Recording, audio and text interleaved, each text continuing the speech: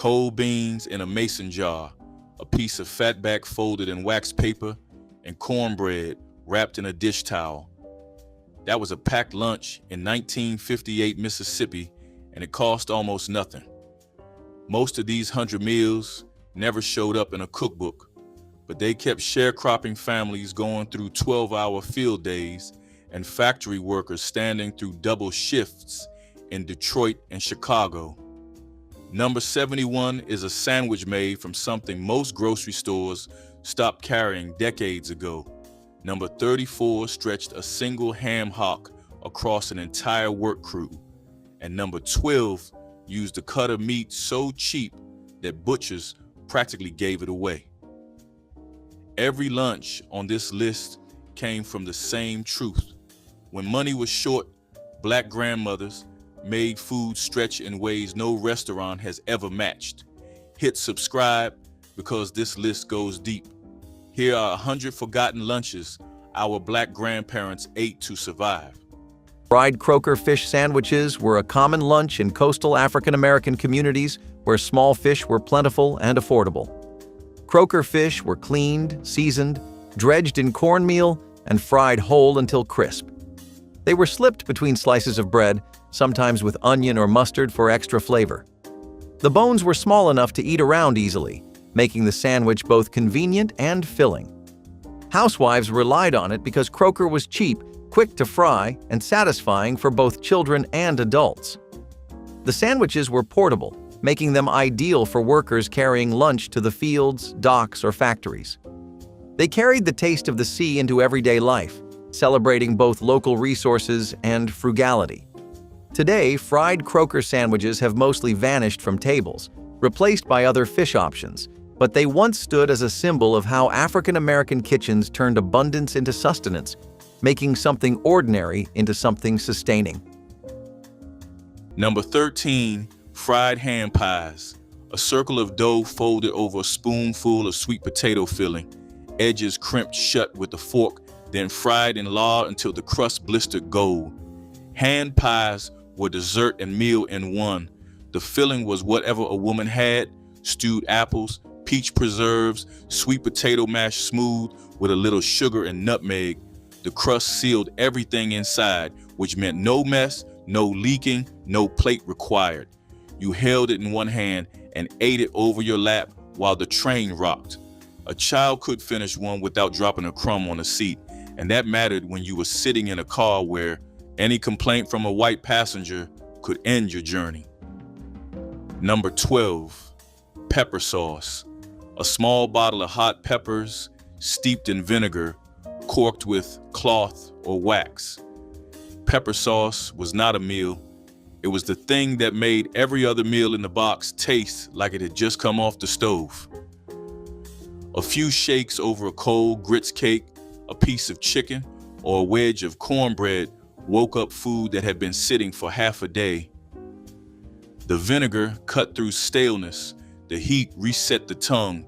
Every kitchen had a pepper sauce bottle on the table, and for the train ride, a smaller version was tucked beside the jars. It weighed almost nothing and changed everything it touched. Cold biscuits with preserves provided sweet lunches made from breakfast leftovers and home canned fruit. Families baked biscuits in the morning, setting aside extras for midday meals. These were split and spread with whatever preserves the pantry held, often blackberry, peach, or fig jam made from fruit gathered in season. The biscuits were denser cold than fresh, but preserves added moisture and sweetness that made them satisfying. Children carried these, wrapped in cloth, eating them at school while dreaming of summer days spent picking berries. The preserves represented hours of labor, harvesting and canning fruit that would otherwise rot. Together, biscuit and jam cost almost nothing, but delivered comfort that felt like abundance. This lunch connected daily sustenance to seasonal rhythms. Okra and tomato stew was the kind of meal that felt alive. Okra sliced thin and tomatoes stewed soft came together in a pot that bubbled quietly through the afternoon. A little onion, a pinch of salt, maybe some smoked meat if you had it. and that was all it needed. The flavor was tangy, fresh, and warm, tasting of gardens and sunshine. Poured over rice or grits, it made a full meal out of almost nothing. Families gathered around the stove to stir and talk, the smell filling the house with comfort. Okra and tomato stew was resourcefulness turned delicious, proof that the simplest meals often carried the most love. It was the taste of summer preserved in every bite, a dish that tied kitchen to field and hand to harvest. When the garden overflowed, nothing went to waste. Each tomato and pod had purpose. It was humble, but it was proud, a reflection of communities that thrived on sharing and care. A bowl of okra and tomatoes wasn't just food, it was legacy, simmered long and served with laughter. Blackened shrimp lettuce wraps offered a fast and flavorful Gulf Coast lunch that felt light yet full of character. Fresh shrimp were coated with a bold mix of paprika, cayenne, garlic powder, and black pepper, then seared in a hot cast-iron skillet until the spices formed a smoky crust. Instead of bread, large, crisp lettuce leaves held the shrimp along with a spoonful of diced tomatoes and a drizzle of lemon butter, keeping the meal cool and refreshing. These wraps were perfect for hot afternoons when no one wanted to turn on the oven or sit down to a heavy plate of food. Street vendors in coastal towns often sold them wrapped in parchment for easy eating while walking near the water. In the 1970s, they represented a fresh take on seafood lunches, showing how tradition and innovation could meet in one simple dish. Every bite brought the taste of the ocean and the heat of southern spice, a combination that lingered pleasantly long after the last wrap disappeared. Number 21, fatback and onion sandwich. Fatback was the cheapest cut of black butcher in the South, sold by weight in the 1920s, and it traveled like leather.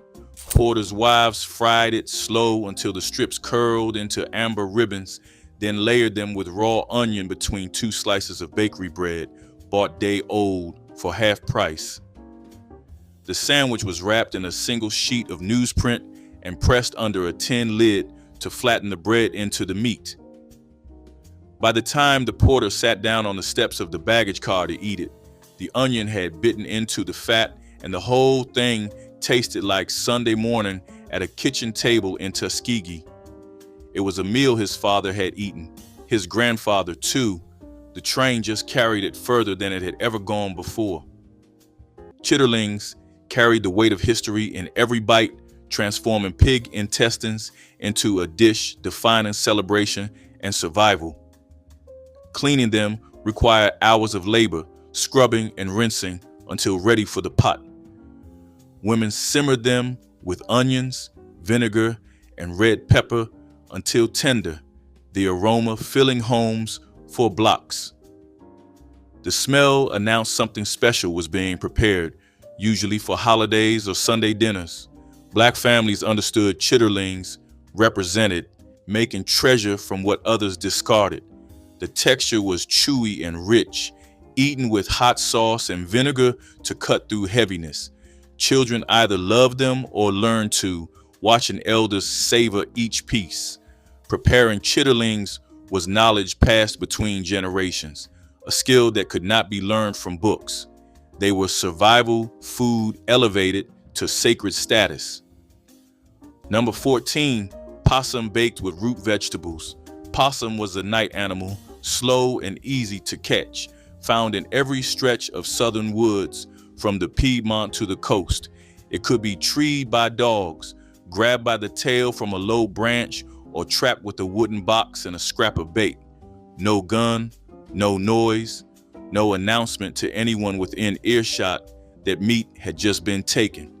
The animal was scalded to remove the hair, cleaned, and soaked in salt water overnight to pull some of the wild flavor out of the fat. The next morning, it went into a deep pot surrounded by whatever root vegetables could be found. Sweet potatoes when the garden still had them, turnips when it did not, wild onions pulled from the woods. The pot was covered and set over low coals for hours until the fat rendered into the vegetables and the meat went so tender it pulled away from the bone with a spoon. The taste divided families. The fat was heavy, the flavor gamey, and the texture unlike any domesticated meat.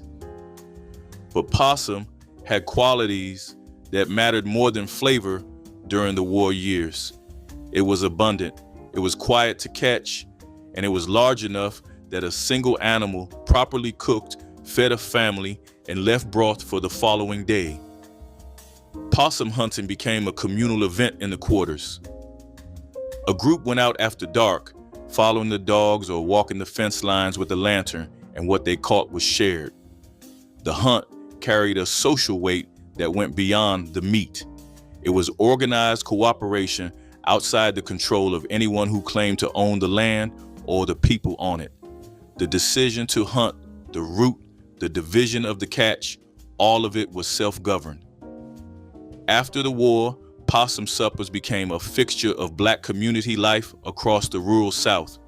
Political gatherings, church fundraisers, and family reunions featured the dish well into the 20th century. The animal that had been survival food during the worst years became celebration food in the decades that followed, not because anyone forgot what it once meant, but precisely because they remembered. Hardtack soaked in coffee was a battlefield breakfast Black soldiers learned to appreciate during overseas deployment when a fresh food was impossible. The hard, dry biscuits were nearly inedible alone, but soaking them in hot coffee softened them enough to chew while adding bitterness that made them palatable. This was survival food, yet Black troops found ways to make it work by dunking hardtack until it became something approaching breakfast. The coffee was often weak, stretched to serve many men, but its warmth provided psychological comfort in cold trenches. Soldiers shared techniques for softening hardtack, passing knowledge along just as families passed down recipes at home. This breakfast represented adaptation and resilience, turning military necessity into sustenance that kept men going. Sock It To Me cake was the bunt pan showstopper that graced African-American Christmas tables throughout the 1970s and beyond. This dense, buttery cake featured a ribbon of cinnamon pecan filling swirled through the center, creating a surprise with every slice. The name came from the popular catchphrase on Laugh-In, but the cake itself was pure Southern comfort.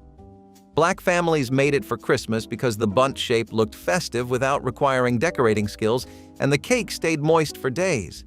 The batter was enriched with sour cream, giving it a tender crumb that melted on the tongue. A simple glaze of powdered sugar and vanilla drizzled over the top caught in all the decorative ridges of the pan. Children loved discovering the cinnamon swirl hidden inside, while adults appreciated the cake's ability to feed a crowd without fuss. Sock It To Me cake represented modern convenience meeting traditional flavor, perfect for busy holiday kitchens. Sweet potato pone was a dense, spiced dessert that satisfied sweet cravings when refined sugar was rationed and store-bought treats were unaffordable. Grated sweet potatoes were mixed with molasses, eggs, butter, and warming spices like cinnamon, nutmeg, and ginger, then baked until set and caramelized at the edges. The result was something between pudding and cake, moist, intensely sweet from the potatoes themselves, and deeply comforting. African-American families served it warm, sometimes with a splash of cream or buttermilk poured over the top. Sweet potatoes grew abundantly in Southern gardens, making this dessert accessible even when money was scarce. The dish connected families to African foodways, where root vegetables had long been transformed into sweets. Children begged for second helpings, scraping every bit of caramelized edge from the pan. Sweet potato pone proved that dessert didn't require expensive ingredients, just creativity, patience, and produce from the garden. Neckbone stew was one of the most reliable survival meals African-American families made in the 1960s because neckbones were cheap, overlooked, and full of hidden flavor that only revealed itself after hours of slow-simmering. Mothers would rinse the bones carefully, removing bits that needed to go, then drop them into a large pot with onions, carrots, celery, and whatever seasoning the kitchen had that week. As the pot warmed, the broth slowly turned cloudy and rich, carrying the smell of something far more expensive than what had actually gone into the pot. Potatoes were added to stretch the stew even further, each one soaking up the savory juices until they were soft and comforting. Children would hover near the stove, watching the steam rise in thick waves that fogged the windows and made the kitchen feel like the warmest place in the house. When it was finally ready, everyone sat down with bowls that filled their hands with heat. The bones themselves offered only small pieces of meat, but the long simmering made every drop count. The broth was thick, nourishing, and deeply satisfying, the kind of food that wrapped itself around tired bodies after long days. Neck bone stew was not just dinner. It was survival made gentle. It was proof that even scraps could carry a family through cold nights when money ran thin. Boiled okra and rice bowls were one of the simplest midday meals, stripped down to nothing but essentials. Fresh okra pods were boiled until soft, then spooned generously over hot rice with a little salt and sometimes a splash of hot sauce or vinegar. The texture was slippery and not to everyone's taste, but the dish filled stomachs when little else was available. Housewives leaned on it because okra and rice were cheap and easy to prepare quickly, making it a dependable option when other ingredients were scarce.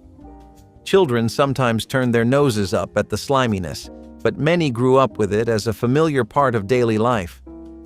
Adults appreciated the steady nourishment and the ease of cooking something so simple. Though plain compared to other lunches, boiled okra and rice represented survival and thrift, proving that even the most basic foods could sustain families through lean times. Today it is nearly forgotten, but once it was a staple. Number 14, fried catfish wrapped in newspaper. Catfish was the river fish of the South.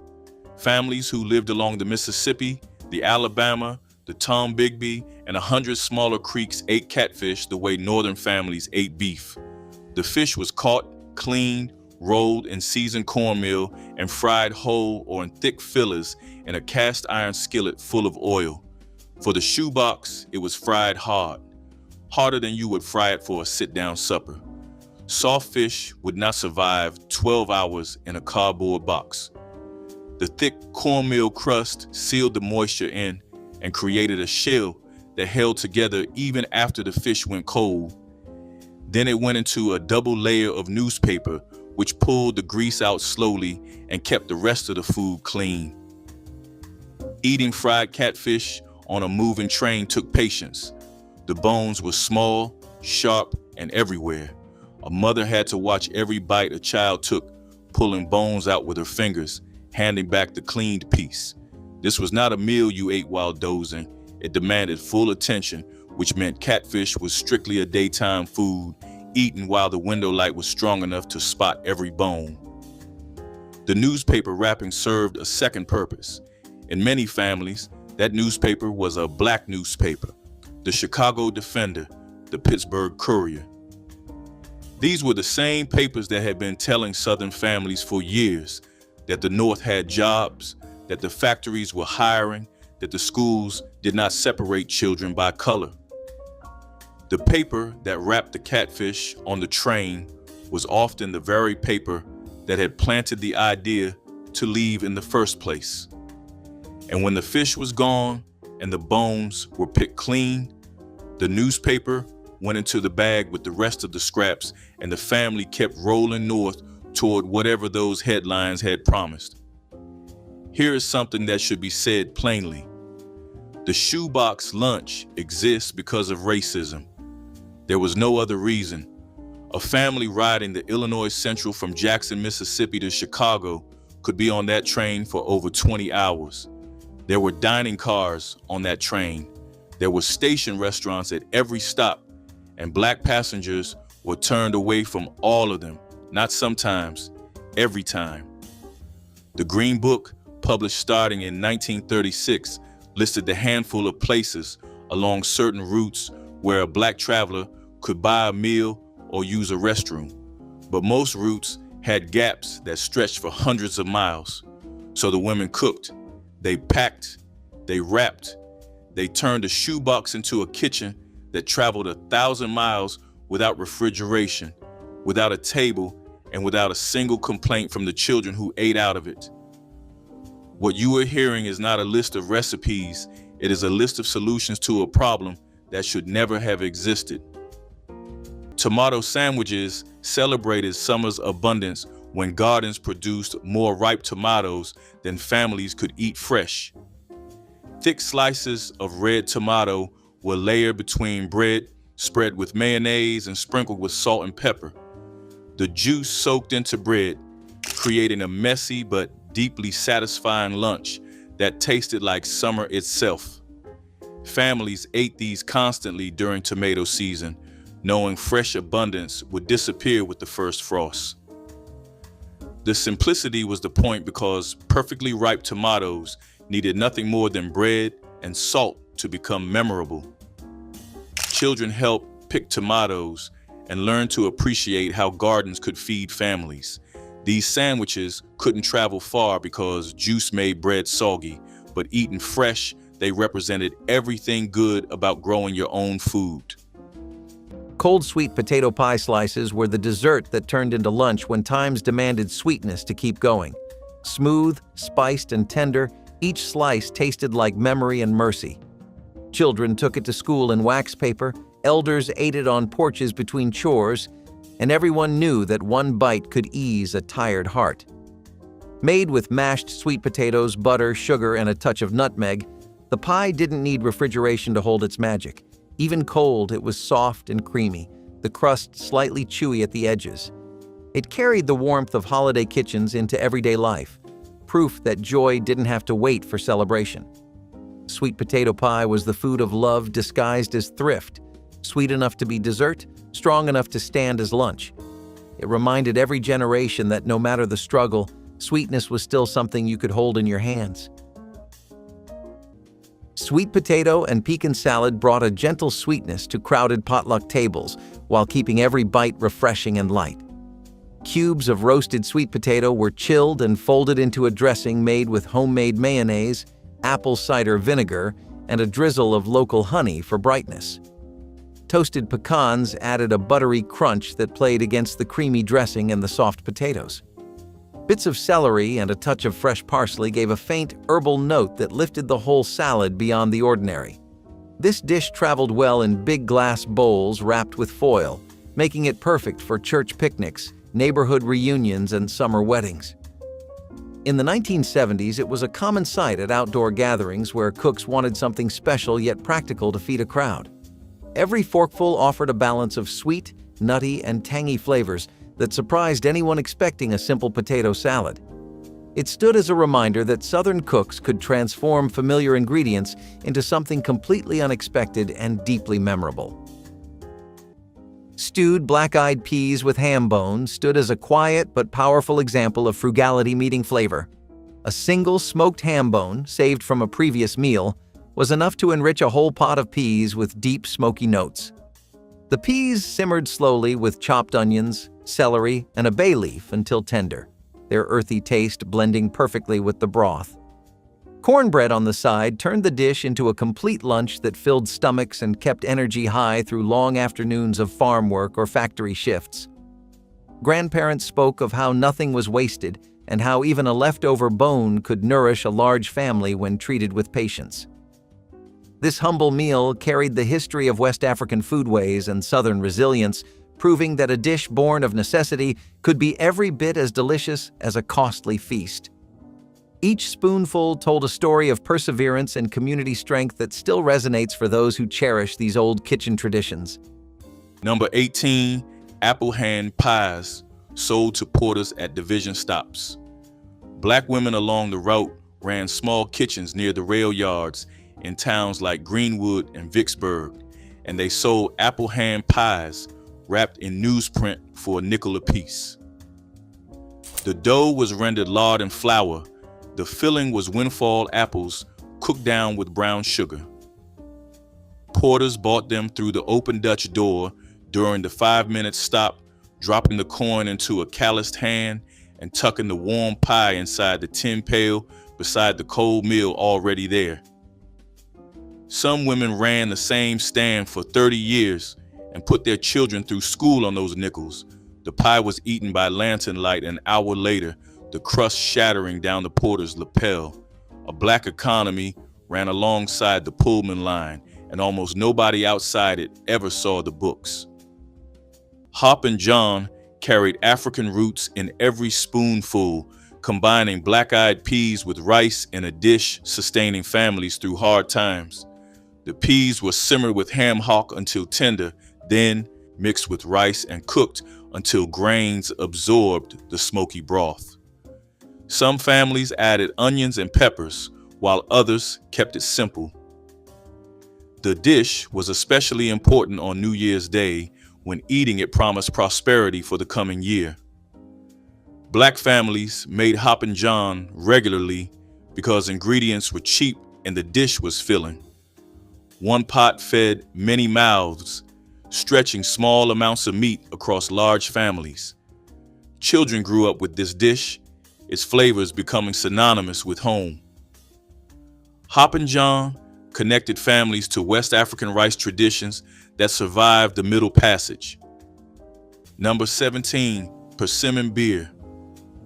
Ripe persimmons gathered after the first frost, when the fruit had softened past the point most people would touch it, mashed in a wooden trough or bucket, mixed with water and a handful of cornmeal or wheat bran, and left to ferment in a warm corner of the cabin for several days.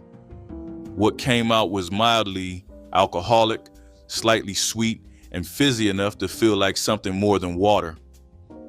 Persimmon beer was one of the oldest drinks in the rural South, older than bourbon and older than most of the towns where it was made. During the war, when coffee was gone and tea was a rumor and clean water meant walking to a spring that might not be safe, persimmon beer was flavor and comfort pulled from a tree that nobody owned and nobody could confiscate. The fruit fell on its own. All it asked for was time. Rice and tomato gravy was a breakfast reflecting gula geechee and low country traditions many black soldiers carried into military service. The gravy was made from canned tomatoes simmered with onions, seasoned and thickened until it clung to each grain of rice. This dish was affordable and practical for mess hall cooking while still tasting like home. For soldiers from South Carolina, Georgia, and coastal regions, rice was a staple that sustained their communities for generations. The tomato gravy added brightness that cut through starchiness, creating balanced breakfast that satisfied without heaviness. Black cooks understood cultural significance, preparing it with same attention their mothers and grandmothers showed. It was heritage served on metal trays in military cafeterias. Fresh coconut cake was the crown jewel of African American Christmas tables, a labor of love that began with cracking open whole coconuts by hand. This wasn't the shredded coconut from bags. This was fresh white meat, grated into fluffy piles that smelled like tropical paradise in December. Black families would purchase coconuts weeks ahead, checking them for freshness by shaking to hear the water inside. The cake itself was a towering white layer cake, but the magic happened in the frosting, a 7-minute icing that required constant beating over boiling water until it formed glossy peaks.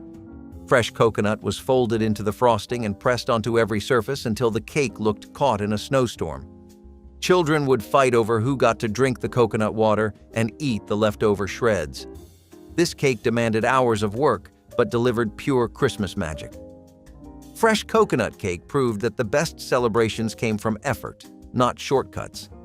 Neck bones and rice stretched a cheap cut of pork into a meal that could feed an entire family for less than a quarter. Butchers often sold neck bones for pennies per pound, considering them scraps rather than proper meat, but African American cooks knew better.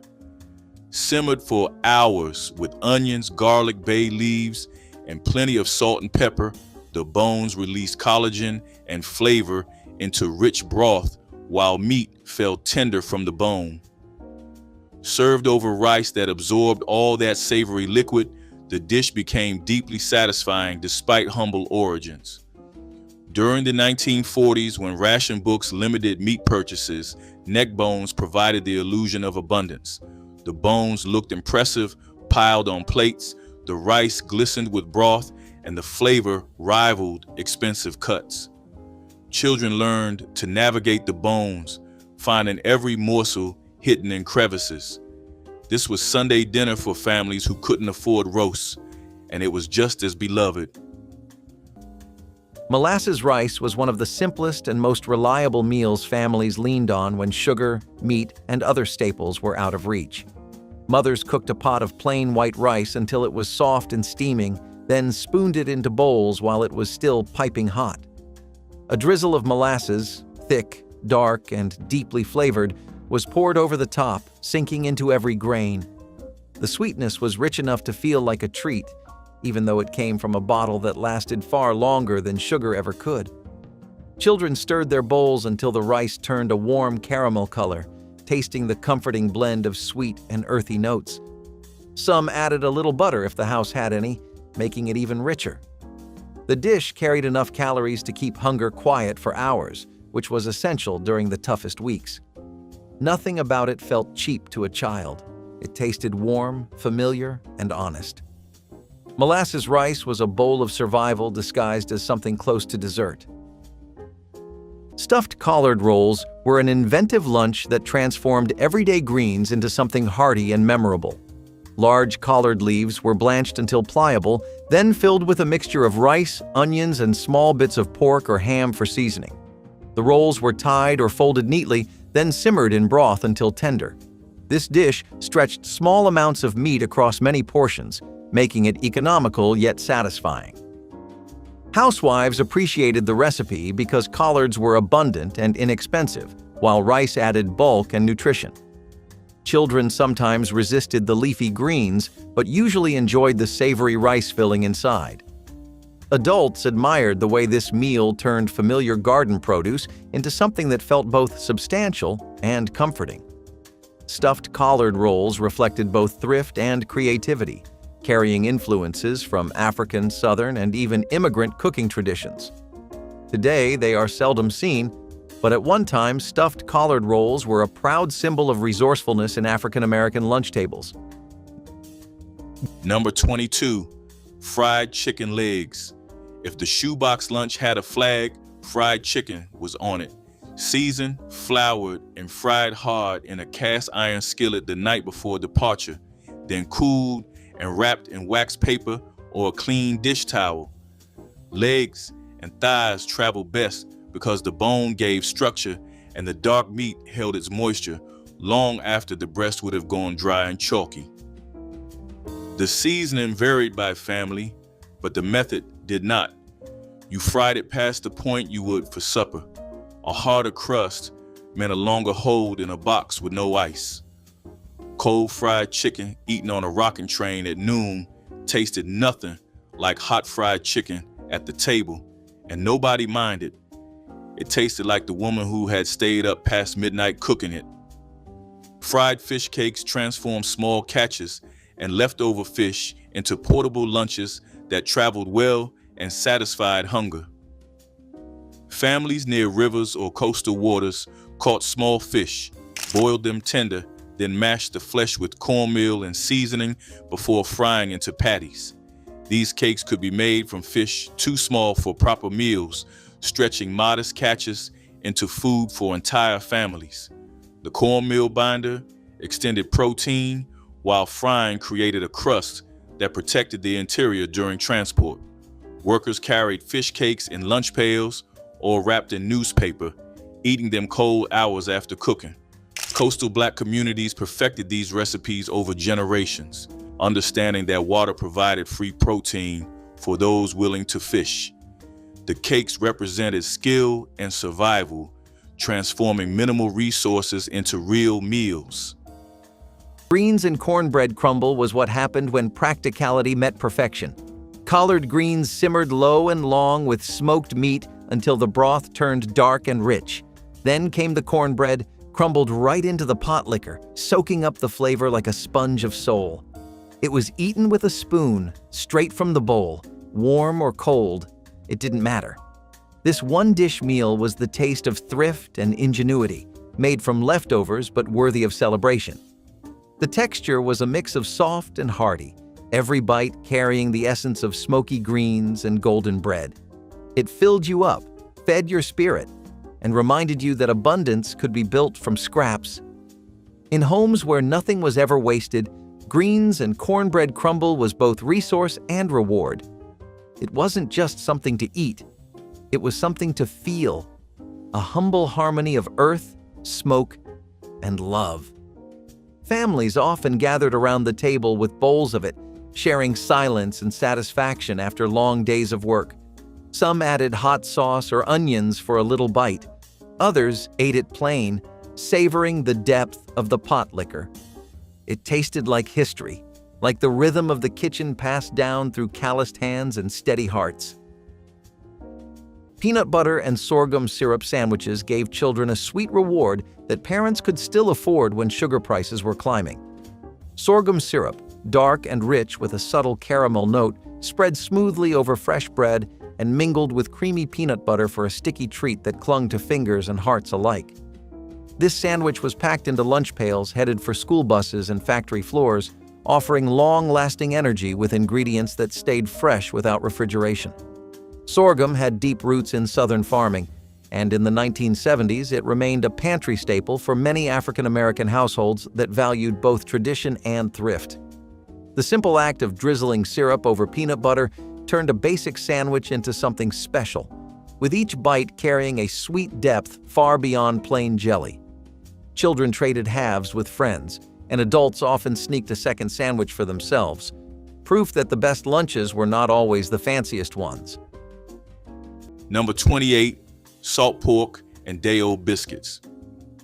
Salt pork was the cheapest cured meat a black family could afford in the 1920s, and porters bought it in slabs from corner butchers on the south side of Chicago for under 10 cents a pound. Their wives sliced it thin, fried it crisp, and packed it between two halves of a hardened biscuit so the grease soaked in slowly over the next 40 hours. It was a sandwich built to survive a transcontinental run without spoiling. The biscuit had been baked Friday morning, sat on the counter through Saturday, and by Sunday, it was hard enough to crack on the table edge. That hardness was the trick. A fresh biscuit would have crumbled in the pail by the second division stop. Porters ate it, leaning over the polishing bench, careful not to drip on the linen aprons. The biscuit absorbed everything the pork gave off. By the time the porter reached El Paso, the biscuit had become the meal. It was salty, dense, and stretched 2 cents into a full stomach. Molasses bread provided sweetness and sustenance when refined sugar was beyond reach for most black families. The loaves were dense and dark, sweetened with blackstrap molasses that added minerals along with its deep sweetness. Women mixed dough with cornmeal or wheat flour depending on availability, adding ginger or cinnamon when the pantry allowed. The bread baked slowly in wood-fired ovens, emerging with dark crust that crackled when sliced. Children spread it with butter or ate it plain, savoring rich flavor, satisfying sweet cravings without expensive ingredients. Molasses bread lasted well, staying moist for days in covered crocks. Families ate it for breakfast, packed it in lunch pails, and served it with supper. The bread represented making do beautifully, creating something special from the most affordable sweetener. Number 21, sorghum cake. Sorghum grew across the upper South in fields that no one fought over because the Confederate Army had no use for it. The stalks were pressed, the juice boiled down into a thick amber syrup, and that syrup became the only sweetener most black families had access to for the duration of the war. Mixed into cornmeal batter with a little water and baked in the ashes, sorghum turned plain bread into something with color and sweetness.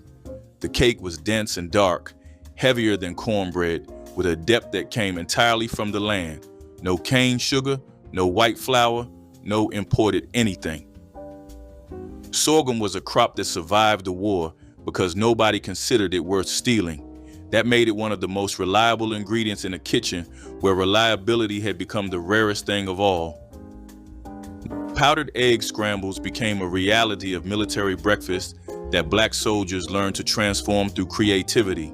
The dehydrated eggs required water to reconstitute, producing rubbery texture and flat flavor compared to fresh eggs. But black cooks in segregated mess halls improved these scrambles by adding rendered fat, onions when available, and generous seasoning that masked artificial taste. The eggs were cooked slowly, stirred constantly for best texture from difficult ingredients. For soldiers who remember mother's fluffy scrambles from fresh eggs, these military versions were poor substitute, yet still provided essential protein. The creativity applied to improving powdered eggs reflected broader resilience of black communities, turning inadequate resources into something that could sustain. Sweet potato pone was the rustic Christmas pudding that African American families baked in cast iron until it developed a caramelized crust that shattered under the spoon. This wasn't the smooth sweet potato pie of modern holidays. Pone was denser, chewier, with grated raw sweet potatoes that created texture and substance. Spiced with cinnamon, nutmeg, and ginger, sweetened with molasses or brown sugar, and enriched with butter and eggs. The mixture baked low and slow until the edges turned nearly black and the center stayed soft. Families served it warm with cream poured over, or cold the next morning for Christmas breakfast. Sweet potato pone was slave food that became celebration food, transforming humble root vegetables into something worth serving to company. The recipe required no fancy equipment, just sweet potatoes, a grater, and a well-seasoned skillet. Grandmothers made pone by feel, knowing exactly when the consistency was right. This was poverty turned to pride. Hoe cakes with sorghum syrup represented the marriage of two ingredients. African American families could produce themselves, free from stores or ration books. Cornmeal was mixed with water and salt, shaped into flat cakes, and fried on hot griddles until golden and crisp at edges while staying soft inside. Sorghum syrup, pressed and boiled from cane grown in backyard plots, was drizzled generously over warm cakes, creating a breakfast sweet, filling, and entirely homegrown. During wartime, when white sugar was rationed and store-bought syrup expensive, sorghum became the sweetener of choice for families who knew how to cultivate it. The hoe cakes required nothing but cornmeal and water, accessible even when money was non-existent. Children ate them before school, fingers sticky with syrup, bellies full enough to concentrate on lessons. Adults appreciated how the meal connected them to ancestors who survived on the same humble ingredients. Hoe cakes with sorghum tasted like independence. Pinto beans with ham hock were the dependable weekday pot that never failed a family trying to stretch $1 across an entire week. Dried beans cost next to nothing, and mothers knew how to turn them into something hearty with nothing more than time and a bit of skill. The beans were soaked overnight, so they would soften evenly, then rinsed and poured into a heavy pot early the next morning. A single ham hock was added, sometimes stripped bare from earlier meals, but still carrying enough bone and fat to give the entire pot depth. As everything simmered slowly, the beans broke down into a creamy texture, absorbing the smoky, salty flavor of the hock. Children drifted toward the kitchen as the smell spread through the house, thick and comforting, a reminder that there would be enough to eat. Mothers would stir the pot gently, tasting and adjusting until it reached that perfect balance of tender beans and flavorful broth. Served with cornbread or rice, the pot could last for days, reheating into something even better each time. Pinto beans with ham hock were more than just food. They were security. They were warmth on the coldest days and reassurance during the hardest weeks. Pumpkin and corn stew was a lunch that carried both thrift and comfort, filling bowls with the flavors of the field. Cubes of pumpkin were simmered slowly with kernels of corn, onions, and simple seasonings until tender. The sweetness of the pumpkin blended with the corn to create a dish that was hearty but never heavy, a perfect partner to warm slices of cornbread served on the side. Housewives liked it because pumpkin was easy to grow and store, while corn was plentiful in most communities, making the combination both accessible and affordable. Children often enjoyed the mild sweetness, while adults appreciated how filling it was after long hours of work. The stew reflected both practicality and heritage, drawing on African and native food traditions that celebrated vegetables at the heart of the meal. Pumpkin and corn stew rarely appears on modern tables, but at one time it was a symbol of how communities turned simple crops into sustenance, carrying both nourishment and cultural memory in every bite. Number 15, baked sweet potato. Whole, baked in the oven until the skin wrinkled and the sugar inside turned to syrup, then wrapped in newspaper or a piece of cloth. A baked sweet potato held its heat for hours if it was wrapped well. By the time the family ate it on the train, it had cooled to room temperature, and the flesh inside was dense and sweet enough to eat without anything on it. No fork needed. You peeled back the skin and ate it like a piece of fruit. A single large sweet potato could feed 2 children or serve as a full side for an adult. The sweet potato was also one of the few items in the box that the family had likely grown themselves. It came from their own garden, their own dirt.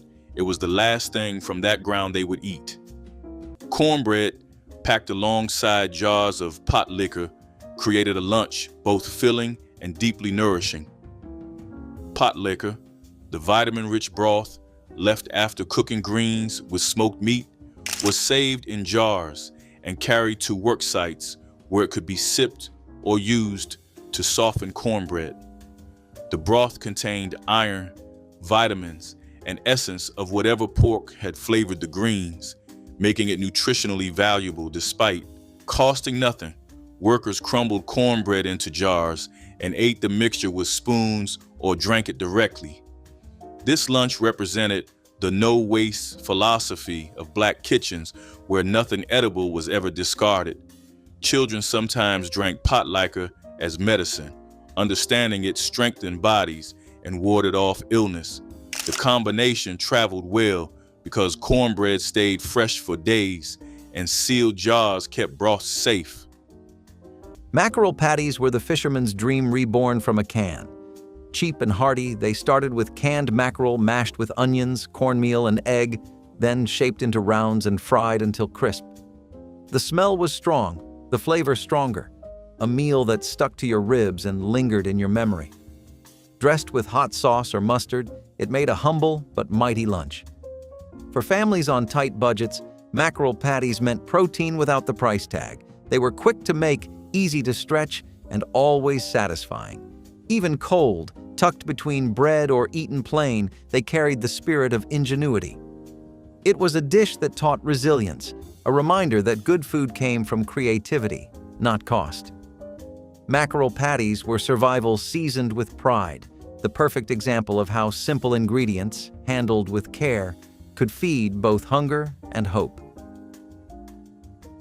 Hoppin' John salad turned a beloved New Year's tradition into a dish perfect for warm afternoons when a heavy meal would not do. Black-eyed peas were cooked until tender, then chilled and tossed with diced bell pepper, celery, and a gentle splash of apple cider vinegar that gave a bright tang. Cooked rice cooled alongside the peas and soaked up the dressing, making every spoonful light but still satisfying. Chopped green onions and a pinch of cayenne added a subtle kick that reminded everyone of the dish's southern roots. In the 1970s, families made large bowls early in the day so it would be cold and flavorful by lunchtime, perfect for picnics, school lunches, or quiet moments on shaded porches. It was a salad that balanced tradition and convenience, carrying the good luck symbolism of the original recipe into everyday life. A scoop of Hoppin' John salad offered cool relief from summer heat while preserving the flavor of a classic that never felt out of season, no matter how high the sun climbed. Fried croaker sandwiches were a tidewater tradition that brought the flavor of coastal waters straight to the lunch table. Whole croaker fish were cleaned, lightly seasoned with salt and black pepper, then dredged in cornmeal before meeting hot lard in a heavy skillet. The sizzling sound promised a crisp crust that contrasted perfectly with the tender, flaky flesh inside. Families along the Atlantic coast relied on this meal when larger fish were too costly or unavailable, and the mild taste of croaker made it a favorite among children and adults alike. Once cooked, the fish were placed between slices of soft white bread or cornmeal rolls, sometimes with a smear of homemade tartar sauce or a few leaves of garden lettuce. It was a sandwich that celebrated simplicity and resourcefulness, proving that a satisfying lunch could come straight from local waters with little more than a good cast net and a patient hand. Today, it is rarely seen outside of a few small communities that still honor the old ways of fishing and cooking. Number 13, cheap oxtail stew passed down to their sons. This is the cheap stew porters passed down to their sons. Oxtail was scrap meat in 1928, sold for almost nothing by black butchers in Chicago and St. Louis because white households would not touch it. Porters' wives simmered it for 6 hours with onion, garlic, and a single carrot until the bones gave up their marrow and the broth turned dark and thick. The stew went into a small enamel cup at the bottom of the pail, and the porter ate it cold on the second night, scraping the spoon along the rim. When his son turned old enough to take his own first run as a porter in the 1940s, the recipe rode with him. The pot moved one generation forward. The price stayed about the same. Sorghum and biscuits brought sweetness to tables where refined sugar was a luxury few could afford. Sorghum syrup was made from tall cane-like stalks, pressed and boiled into thick amber syrup with flavor deeper than molasses. Black families drizzled it over hot buttermilk biscuits, the syrup pooling in golden puddles, soaking into tender crumb. Children considered this a treat, while adults valued how natural sugars provided quick energy for field work. Some families grew their own sorghum, taking stalks to community mills. Others purchased it from neighbors at prices lower than store-bought sweeteners. Sorghum with biscuits became breakfast and dessert, sometimes both. The syrup kept well through winter when fresh fruits were unavailable. This simple pairing proved satisfaction did not require wealth. Number 19, hominy, dried corn soaked in lye water made from hardwood ash until the tough outer hull loosened and slipped off, and the kernels swelled to twice their original size. The lye broke down the part of the corn that the human body cannot digest on its own, unlocking nourishment that raw or parched corn locks away. Cultures across the Americas had known this for thousands of years before anyone called it science. Hominy was rinsed, boiled until soft, and eaten with salt pork or sorghum, or dried again and ground into grits that could be stored for months. During the war, when wheat flour vanished and cornmeal ran low, hominy stretched what little corn remained into something that went further and fed deeper. A single bushel of dried corn became nearly 2 bushels of hominy, and that arithmetic kept families alive when nothing else added up. Fried salt herring with cornbread connected black soldiers to coastal communities and fishing traditions of the Atlantic seaboard. The herring arrived preserved in salt, requiring soaking before being dredged in cornmeal and fried until skin turned crispy. Cornbread baked in cast iron accompanied the fish, its slightly sweet crumb balancing salty richness. This combination was affordable and practical for feeding large numbers in segregated mess facilities. For soldiers from Virginia, the Carolinas, and Maryland, this breakfast carried memories of family tables where saltfish had been a staple for generations. The protein from fish and carbohydrates from cornbread provided sustained energy. Black cooks prepared this dish with knowledge passed through their communities, turning simple ingredients into something meaningful. Molasses taffy was Christmas entertainment disguised as candy, a sticky-pulled confection that turned entire African-American families into taffy-pulling teams on cold December evenings. The process began with boiling molasses, sugar, and butter until it reached the hardball stage, then pouring the hot mixture onto buttered platters to cool. Once it could be handled, the real fun began. Everyone would butter their hands and start pulling, stretching the dark mass until it lightened in color and developed that signature chewy texture. Children loved the mess, the laughter, and the competition to see who could pull the longest strand. The finished taffy was cut into pieces and wrapped in wax paper, stored in jars for the holiday season. This wasn't just candy, it was family bonding, a Christmas Eve tradition that created memories alongside sweets. Molasses taffy represented the old ways of doing things, when entertainment came from working together rather than watching screens. Red beans and rice became Monday tradition in African-American households, a dish that simmered all day while families tackled the week's heaviest chores. Dried red beans were soaked overnight, then slow cooked with whatever seasoning meat was available: ham hocks, salt pork, or even just the bone from Sunday's dinner. Onions, garlic, and bay leaves joined the pot as the beans bubbled into creamy richness over hours of patient cooking. The dish was ladled over rice that absorbed the thick, savory liquid until every grain glistened. During the 1940s, when meat rationing made protein scarce, red beans and rice provided complete nutrition for pennies. The combination of legumes and grain created protein as complete as any meat, a fact that African-American cooks understood instinctively. Children ate hearty portions on Tuesday mornings, fueled by leftovers that tasted even better the second day. This was working-class food, connecting wartime families to ancestors who survived on the same humble combination. Black-eyed pea soup was one of the most dependable winter meals because peas were cheap, nutritious, and able to stretch across multiple days. Mothers cooked them slowly with onions, seasoning, and scraps of bone or fat to deepen the flavor. As the peas broke down, the soup thickened into something hearty enough to anchor a dinner. Children gathered around the table with cornbread ready to dunk into their bowls. The soup warmed cold hands and filled hungry stomachs, offering comfort in every spoonful. Some families added rice to stretch it even further, turning one pot into several meals. The longer it simmered, the more the flavors blended together. Black-eyed pea soup did more than feed a family. It kept hope alive on the hardest days.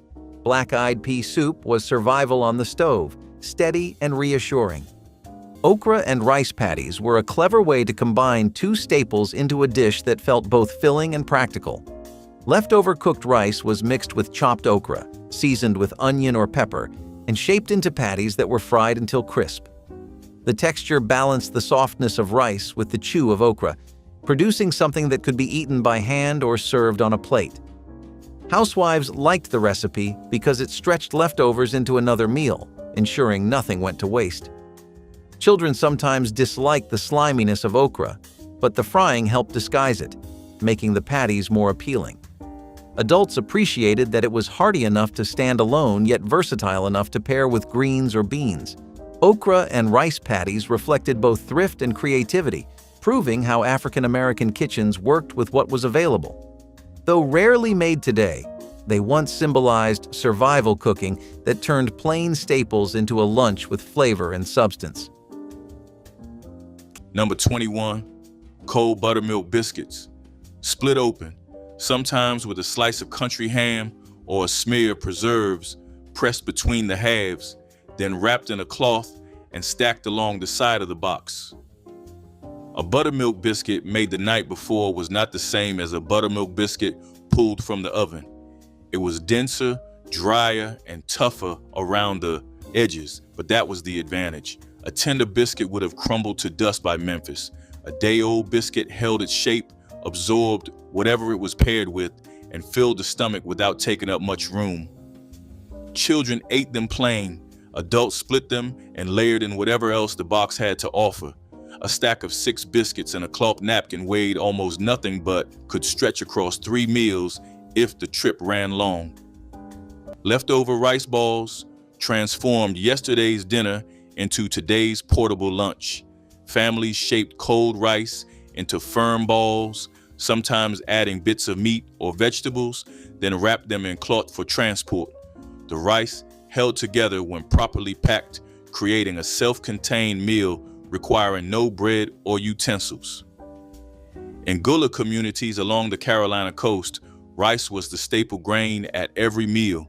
Leftover rice was never wasted because it could always become tomorrow's lunch. Workers carried rice balls in pockets or pails, eating them by hand during breaks. Children found them easier to manage than sandwiches, the compact shape fitting small hands. The technique came from African foodways where rice balls had sustained travelers for generations.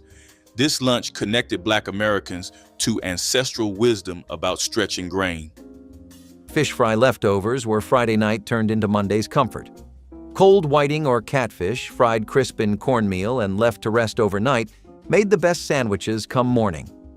Layered between soft white bread with a drizzle of hot sauce, they carried all the flavor of the weekend into the work week. Families who gathered for fish fries on porches and backyards kept the leftovers for lunch, wrapping them in paper and storing them in ice boxes. The crunch softened, the spice deepened, and the fish took on that perfect next-day flavor, cool, peppery, and familiar. It was food that carried laughter, gospel music, and stories from one day into the next. For those who worked long hours, those sandwiches were reminders of joy waiting back home. Fish fry leftovers were more than just lunch. They were yesterday's celebration turned into today's strength. They reminded everyone that food was meant to bring people together, even after the crowd had gone. The bones of the meal held memories: neighbors talking, oil popping, children laughing over lemonade. Cold fish and soft bread became the taste of belonging, a comfort that lingered long after the last bite.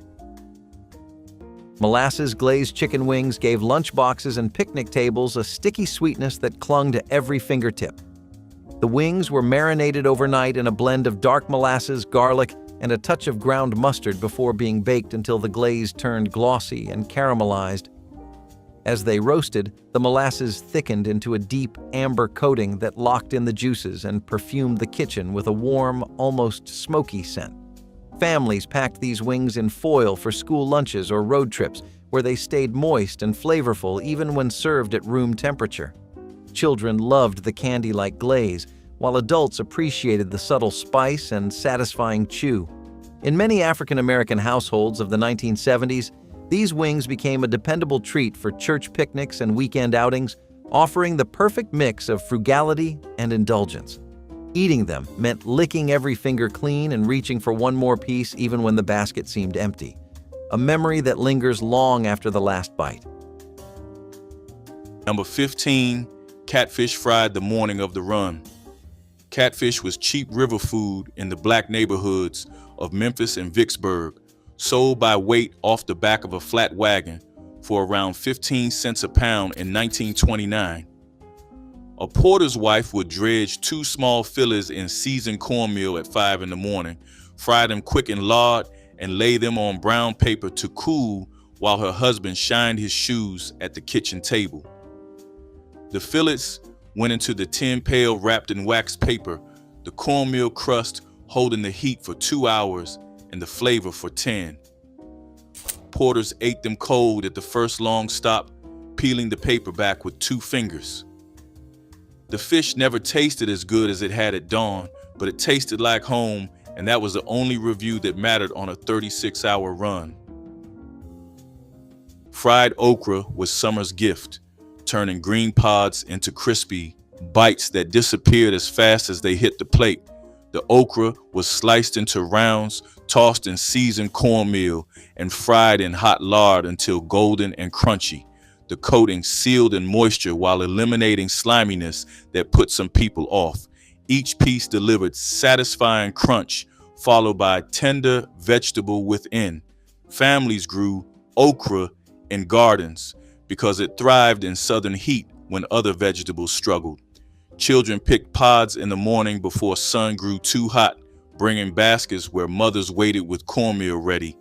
Fried okra was eaten immediately, standing at the stove between batches because it never lasted long enough to reach the table. The dish was free food transformed into something everyone craved. Number 18, raccoon baked with turnips. Raccoon was hunted at night, treed by dogs, or trapped along creek banks where the animals came to wash their food.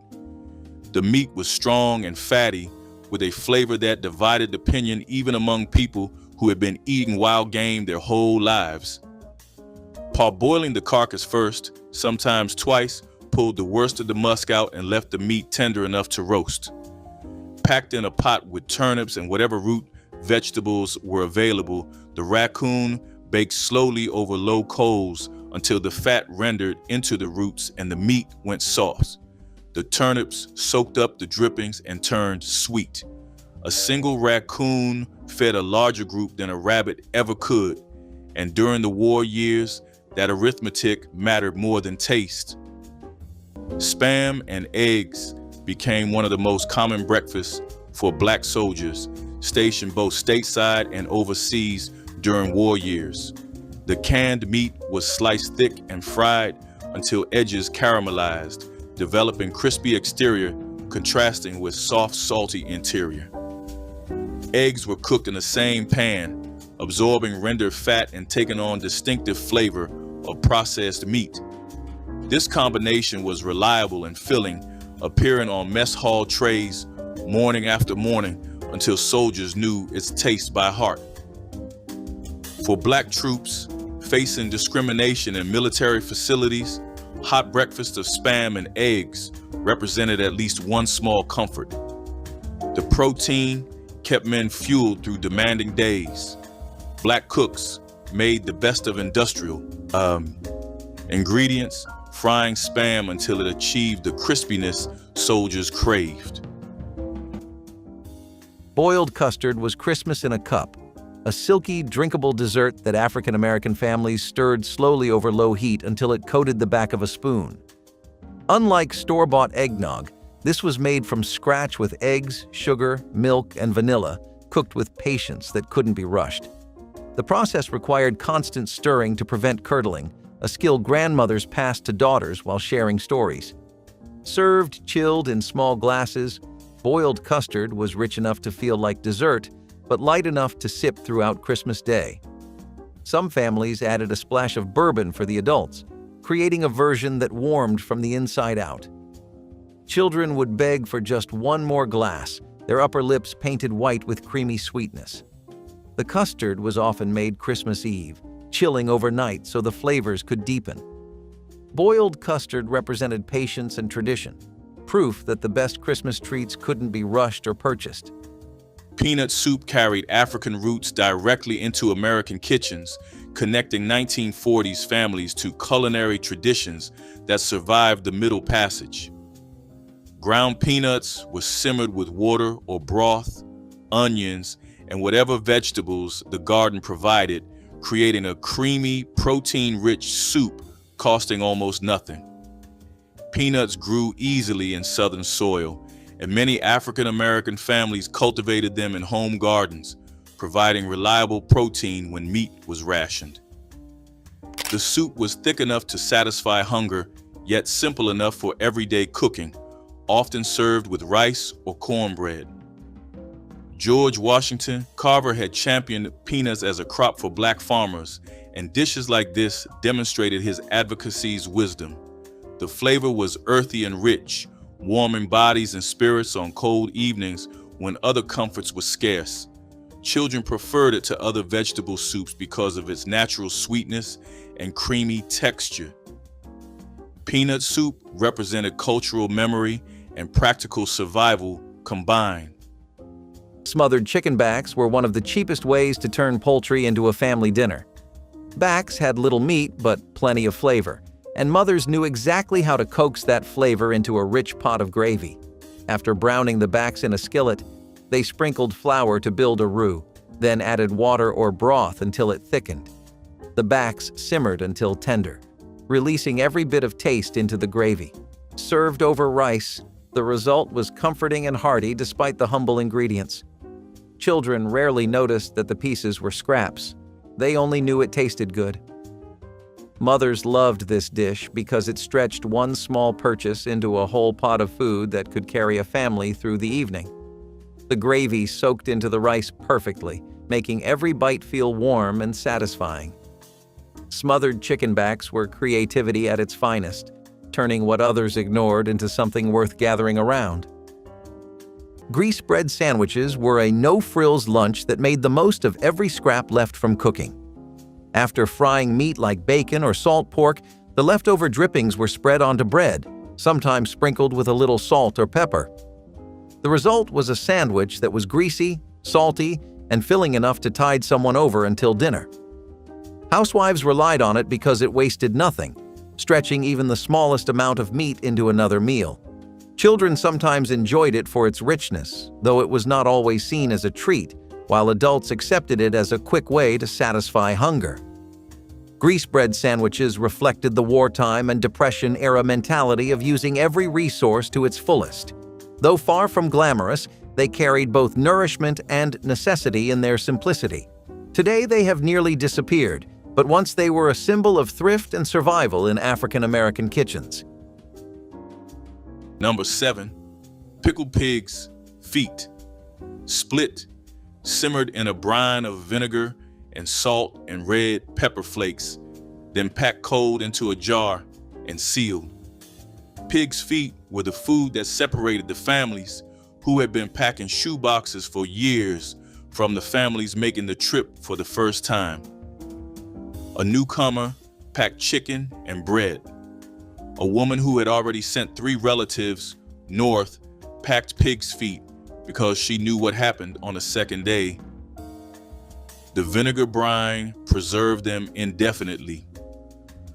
Long after the chicken was gone and the biscuits had turned to powder, the jar of pig's feet sat untouched at the bottom of the box, waiting. The gelatin around the bones kept the meat moist. The vinegar kept it safe. The heat inside the train car, which destroyed almost everything else, did nothing to a jar of pickled pig's feet. You ate them cold, pulling the soft meat from the small bones with your teeth, and the vinegar cut through the exhaustion the way nothing sweet or bland could.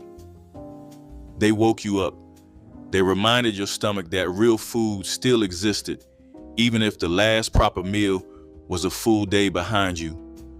The bones went back into the jar or out the window, and the brine at the bottom was sometimes drunk straight because by the second day, the water was gone too. Here is something the history books tend to leave out. The women who packed these boxes were not cooking one meal.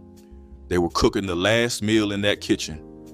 Many of them knew, the night they stood frying chicken and stacking cornbread, that they would never cook in that house again. The stove they were using belonged to a landlord. The yard where the fruit trees grew was not theirs. The church where they had learned to season a skillet from the women who came before them was about to become a memory. So they cooked everything. They packed it with a care that went beyond keeping food fresh. They were packing proof that the life they had built in the South was real, that it had texture and taste and weight. The shoebox was not just luggage, it was evidence, and the women who filled it knew exactly what they were preserving. Pickle sandwiches provided tangy lunches when refrigerators held little else beyond jars of home-canned vegetables. Families sliced pickles lengthwise and layered them between bread spread with whatever fat was available. The pickles offered crunch, acidity, and flavor that made plain bread interesting. During summer, when gardens overproduced cucumbers, families canned dozens of jars, ensuring pickle availability through winter. The vinegar brine provided some nutritional value, while cucumbers offered modest vitamins. Children ate these without complaint because the tangy crunch satisfied in ways plain bread alone never could. The sandwiches traveled well since pickles didn't spoil, and bread stayed fresher when moisture from the pickles kept it soft. This lunch represented families who preserved summer abundance for winter scarcity. Rice and gravy plates were the leftover miracle of Sunday dinners. When the roast was gone, the gravy stayed, a pot of flavor too precious to waste. Poured over warm rice, it became a whole new meal, rich and soothing. The taste was deep and slow, made from drippings, onions, and patience. It stretched one meal into three, a small victory in homes where nothing was thrown away. The smell filled kitchens with familiarity, that savory perfume of comfort and continuity. Children learned to love it early, scraping plates clean to catch every last drop. For working families, rice and gravy were a reminder that resourcefulness could taste like luxury. It was not just food. It was a memory reheated, a symbol of care and cleverness. Rice and gravy plates were proof that love could be poured, ladled, and served one spoonful at a time. Cornbread-crusted catfish fillets carried the essence of Friday fish fries straight into the lunch hour with a crunch that everyone in the neighborhood could hear. Fresh catfish fillets were seasoned with salt, black pepper, and a dusting of cayenne before being dredged in finely ground cornbread crumbs instead of plain cornmeal, which gave them a thicker, sweeter crust. The fillets were fried in cast-iron skillets until the coating turned a warm golden color and the inside stayed moist and flaky. Served between slices of soft white bread or alongside a scoop of slaw, these catfish pieces were as common at church gatherings as they were at family reunions. They were a reminder of the rivers and bayous that had long supplied African American tables with fresh fish and a taste of home.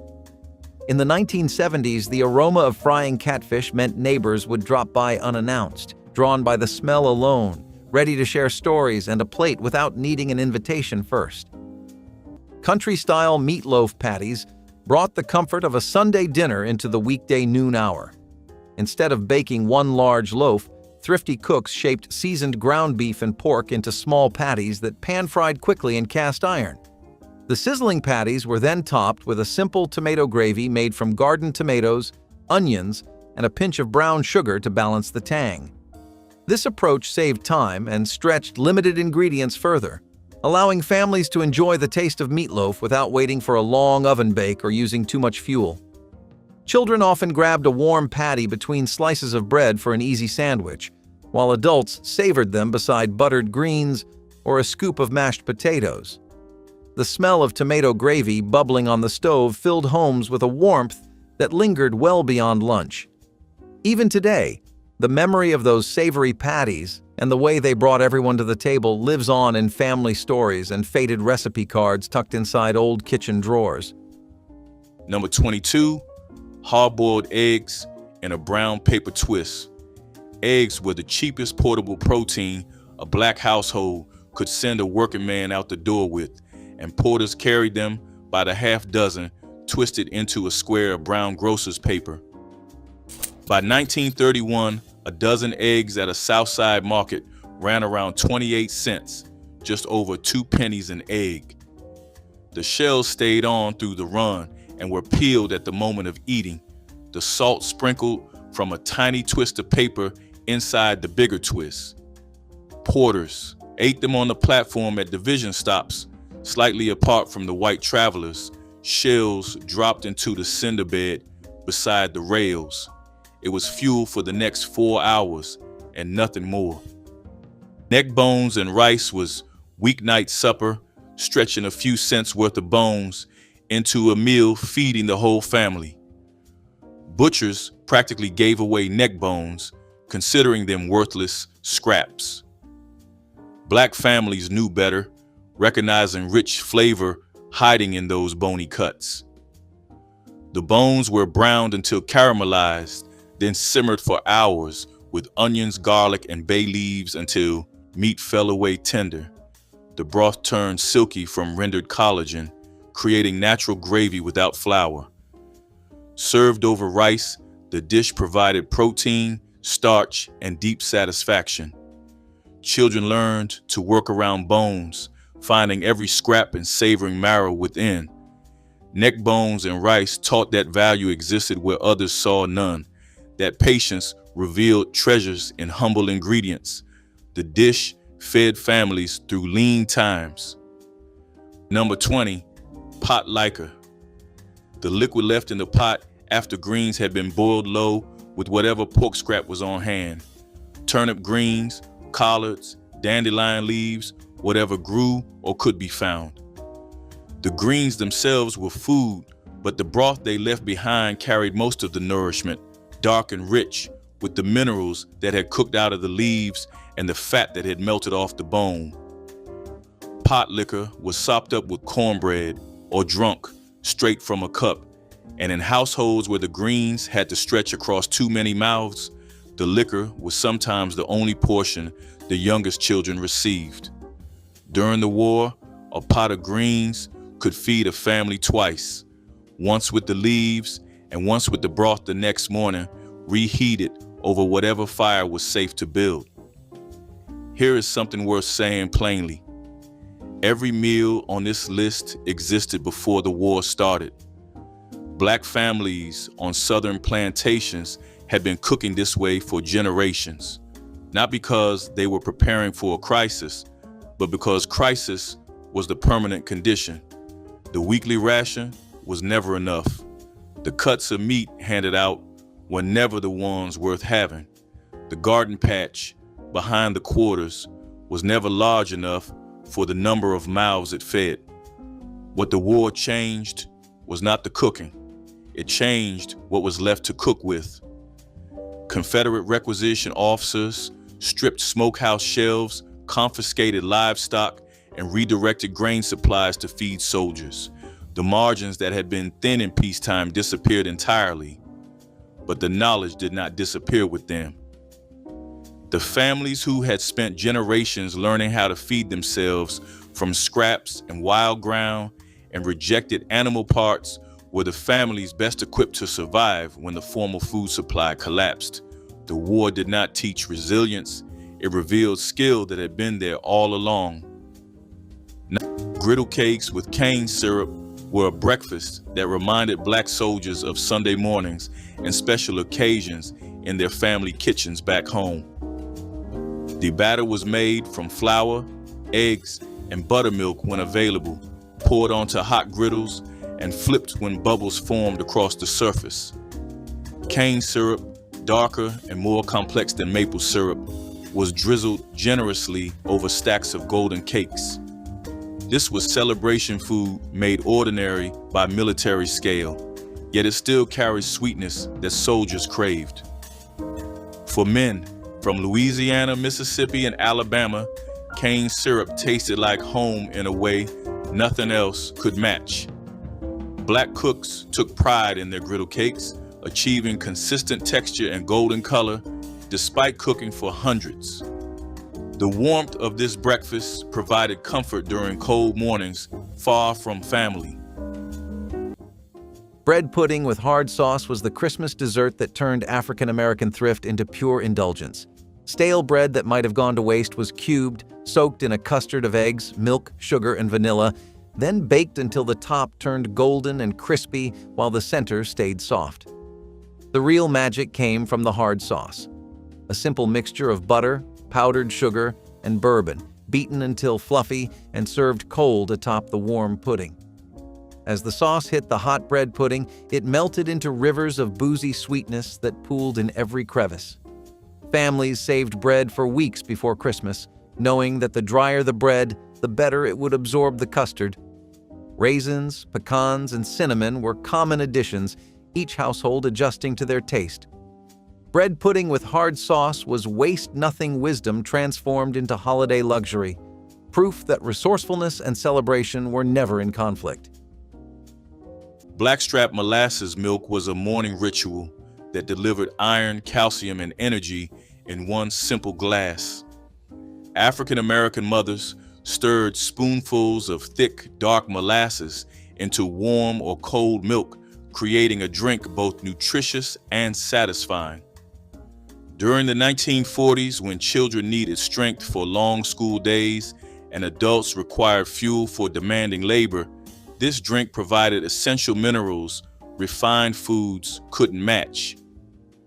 Blackstrap molasses contained more iron than most other foods, crucial for growing children and women of childbearing age.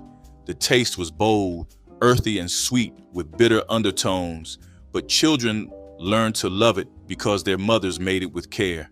The drink cost pennies, using milk many rural families produced from their own cows and molasses, cheaper than refined sugar. Some families drank it warm in winter and cold in summer. Blackstrap molasses, milk was folk medicine and folk nutrition combined, proof that sometimes the simplest remedies work best. White beans with fatback were another long-lasting pot that carried families through the hardest weeks. The beans were soaked, rinsed, and started early in the day. A single piece of fatback was added, providing salt and richness that flavored the entire pot. As the beans cooked, they softened into something creamy and satisfying.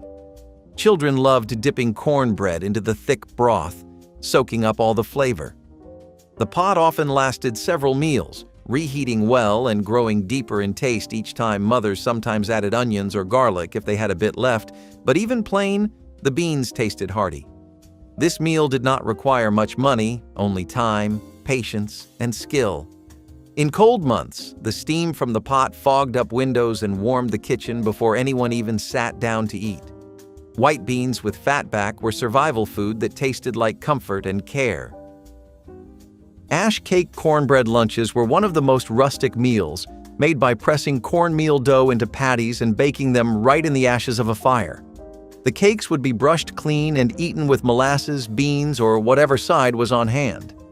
This method required no fancy pans, only a fire and a little patience, making it practical for field hands or families with few tools.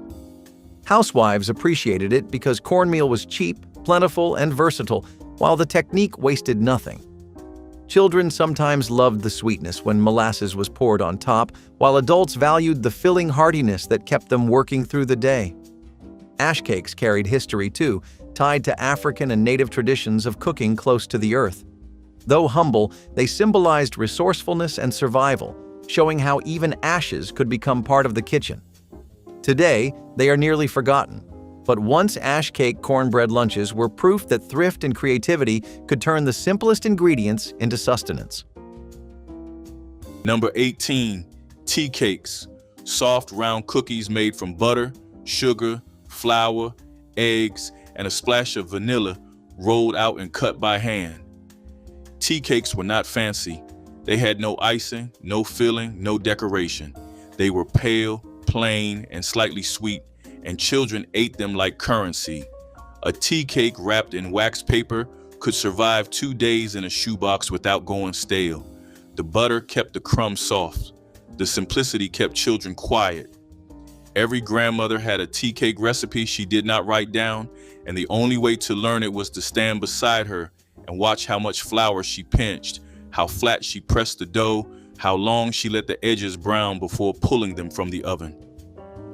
Peanut butter and molasses sandwiches combined 2 cheap pantry staples into a lunch that was both sweet and filling. Families spread peanut butter on one slice of bread and drizzled thick molasses on the other, pressing them together into a sticky, satisfying meal. The peanut butter provided protein and fat that sustained energy through afternoon labor, while molasses added iron and quick sugars. Both ingredients cost pennies and lasted weeks without refrigeration, making this combination reliable during lean times. Children loved the sweetness, often requesting these even when other options were available. The molasses cut through the peanut butter's thickness, creating a flavor that felt like dessert rather than poverty. Workers carried these, knowing the protein would sustain them through physical labor. Leftover smothered pork chops on white bread were the kind of lunch that tasted even better the next day. Packed in foil or wax paper, the tender meat soaked the bread with thick, peppery gravy until it became one with it. Cold or slightly warm, it didn't matter. The flavor was deep, comforting and rich with memory. Families would save the last few chops from Sunday dinner and stretch them through Monday lunches, knowing that no drop of gravy should go to waste. The scent alone could stop conversation, that unmistakable mix of onion, fat, and love. It was the food of working people who believed in never throwing away what was hard-earned. Sometimes a slice of tomato or a drizzle of hot sauce joined in, turning a simple sandwich into something close to divine. It wasn't fancy, but it was soulful. A reminder that leftovers weren't just what remained, they were what endured. Leftover smothered pork chops on white bread carried the wisdom of generations who knew that comfort could travel anywhere, even between two slices.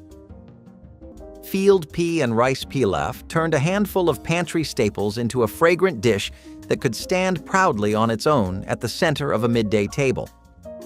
Field peas were simmered until tender with garlic, bay leaf, and a touch of black pepper, then folded gently into long grain rice cooked in homemade stock. Chopped bell pepper and onion added color and sweetness, while a drizzle of olive oil gave the finished pilaf a light sheen. Families often made a large pot in the morning so it would be ready when children came home for lunch or when neighbors dropped by unannounced. The dish carried the legacy of West African rice traditions and proved that a meal did not need meat to feel hearty and complete. In the 1970s, it appeared at picnics, church gatherings, and everyday kitchens alike, earning its place as a beloved dish that tasted as good cold as it did warm. One pot, simple ingredients, lasting satisfaction. Number 17, buttermilk and a wedge of onion. Buttermilk was what a black household drank when fresh milk had soured past saving, and porters carried it in a small glass jar wedged in straw at the side of the pail. With it came a quartered raw onion in a separate twist of paper. The combination was country food brought north by men whose grandparents had farmed in Tennessee and Mississippi. A porter would drink the buttermilk straight from the jar, bite the onion, and call it a meal. It cost almost nothing, and it cut through the grease of every other thing in the pail. Older porters said it kept the stomach right on a long run. Younger porters learned to believe them by the second year. Pot liquor soup turned the cooking water from greens into a meal, stretching vegetables further than seemed possible. When collards were simmered for hours with smoked meat, the liquid became rich with vitamins and savory flavor. Rather than discard this broth, families added leftover cornbread, crumbled into bowls, where it softened into something between soup and porridge. Some versions included potatoes or beans, while others relied solely on the liquid and bread. Pot liquor provided nutrients that might otherwise be lost, especially valued during lean winter months. Mothers served it to sick children as healing tonic. The soup required almost no additional ingredients, just wisdom to recognize value where others saw waste. Pot liquor embodied using everything and wasting nothing. Number 22, smoked eel from the river. Eels lived in the mud at the bottom of southern rivers and creeks, caught with woven traps set overnight in shallow water where the current slowed. The traps were simple, made from split cane, and they worked on a principle people had used for centuries: a funnel entrance the eel could swim into but not back out of. The caught eels were gutted, split open, and hung over a low fire to smoke until the flesh turned firm and dark. Smoked eel kept for days without spoiling and could be eaten cold, straight from the hand, or dropped into a pot of greens to season the broth the way salt pork did. The flavor was rich and oily, stronger than any freshwater fish, and a single smoked eel stretched further than its size suggested.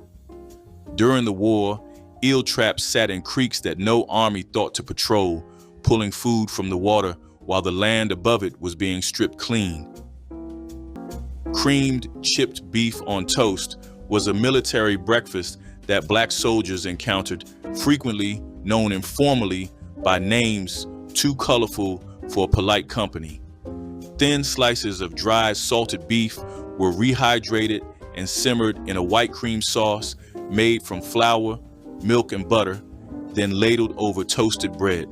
The dish was filling and could be prepared in massive quantities, making it practical for feeding hundreds of men in segregated mess halls.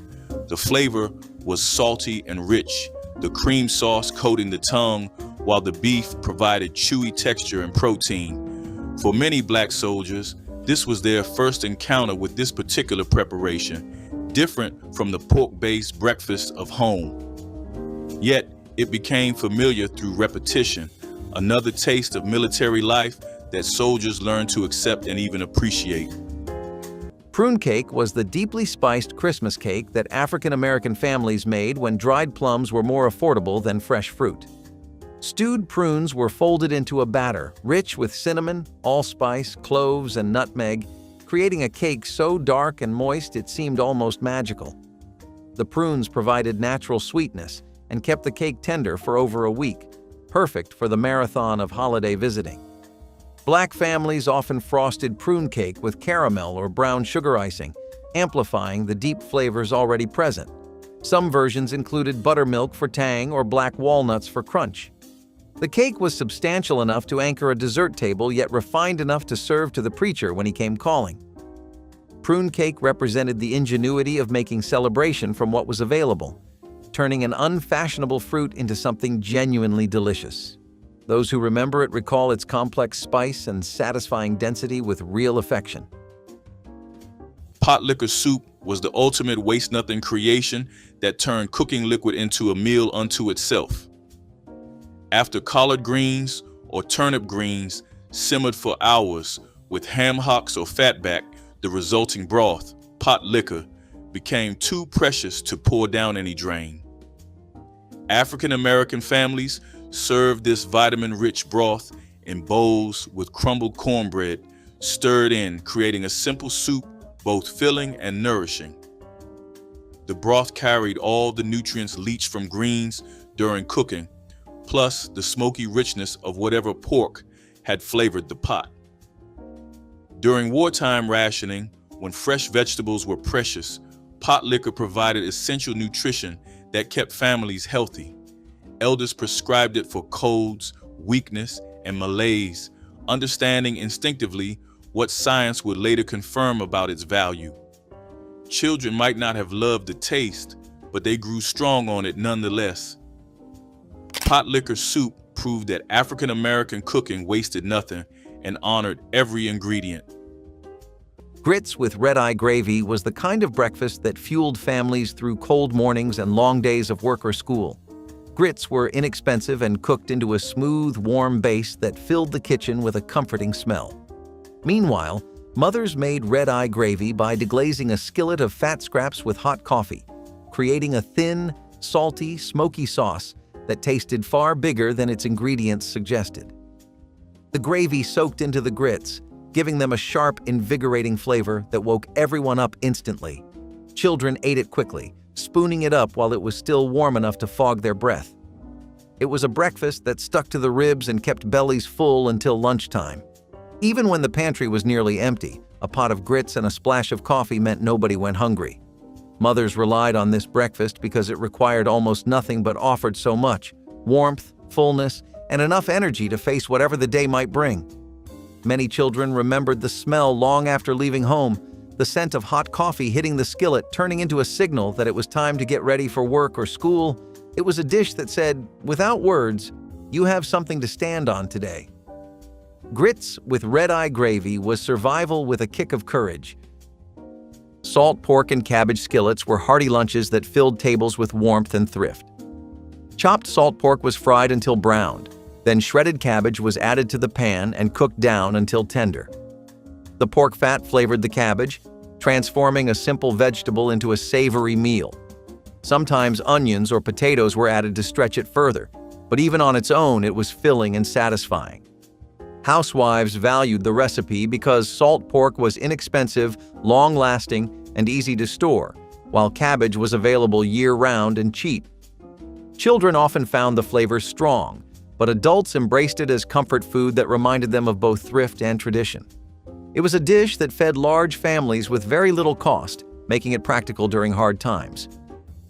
Today, salt pork and cabbage skillets are rarely remembered, but once they represented resilience, creativity, and the ability to turn scraps into sustaining meals. Number 19, hard-boiled eggs.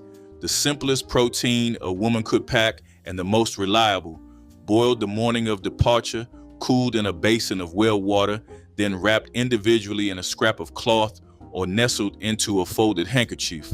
Hard-boiled eggs needed nothing. No fork, no plate, no preparation. You cracked the shell on the windowsill or on your knee, peeled it into your palm, and ate it in 3 bites. A pinch of salt from a twist of wax paper was the only seasoning. Eggs were the democracy of the shoebox. Every family packed them regardless of what else was in the box. A woman with a full yard of chickens might pack a dozen. A woman stretching her last coins packed 2, 1 for each child, and went without herself. The yolk crumbled dry and golden after a few hours in the heat, and that was fine. The white held firm. The whole thing weighed almost nothing and took up less space than a biscuit. Children traded them. A boy with 3 eggs and no chicken leg could negotiate.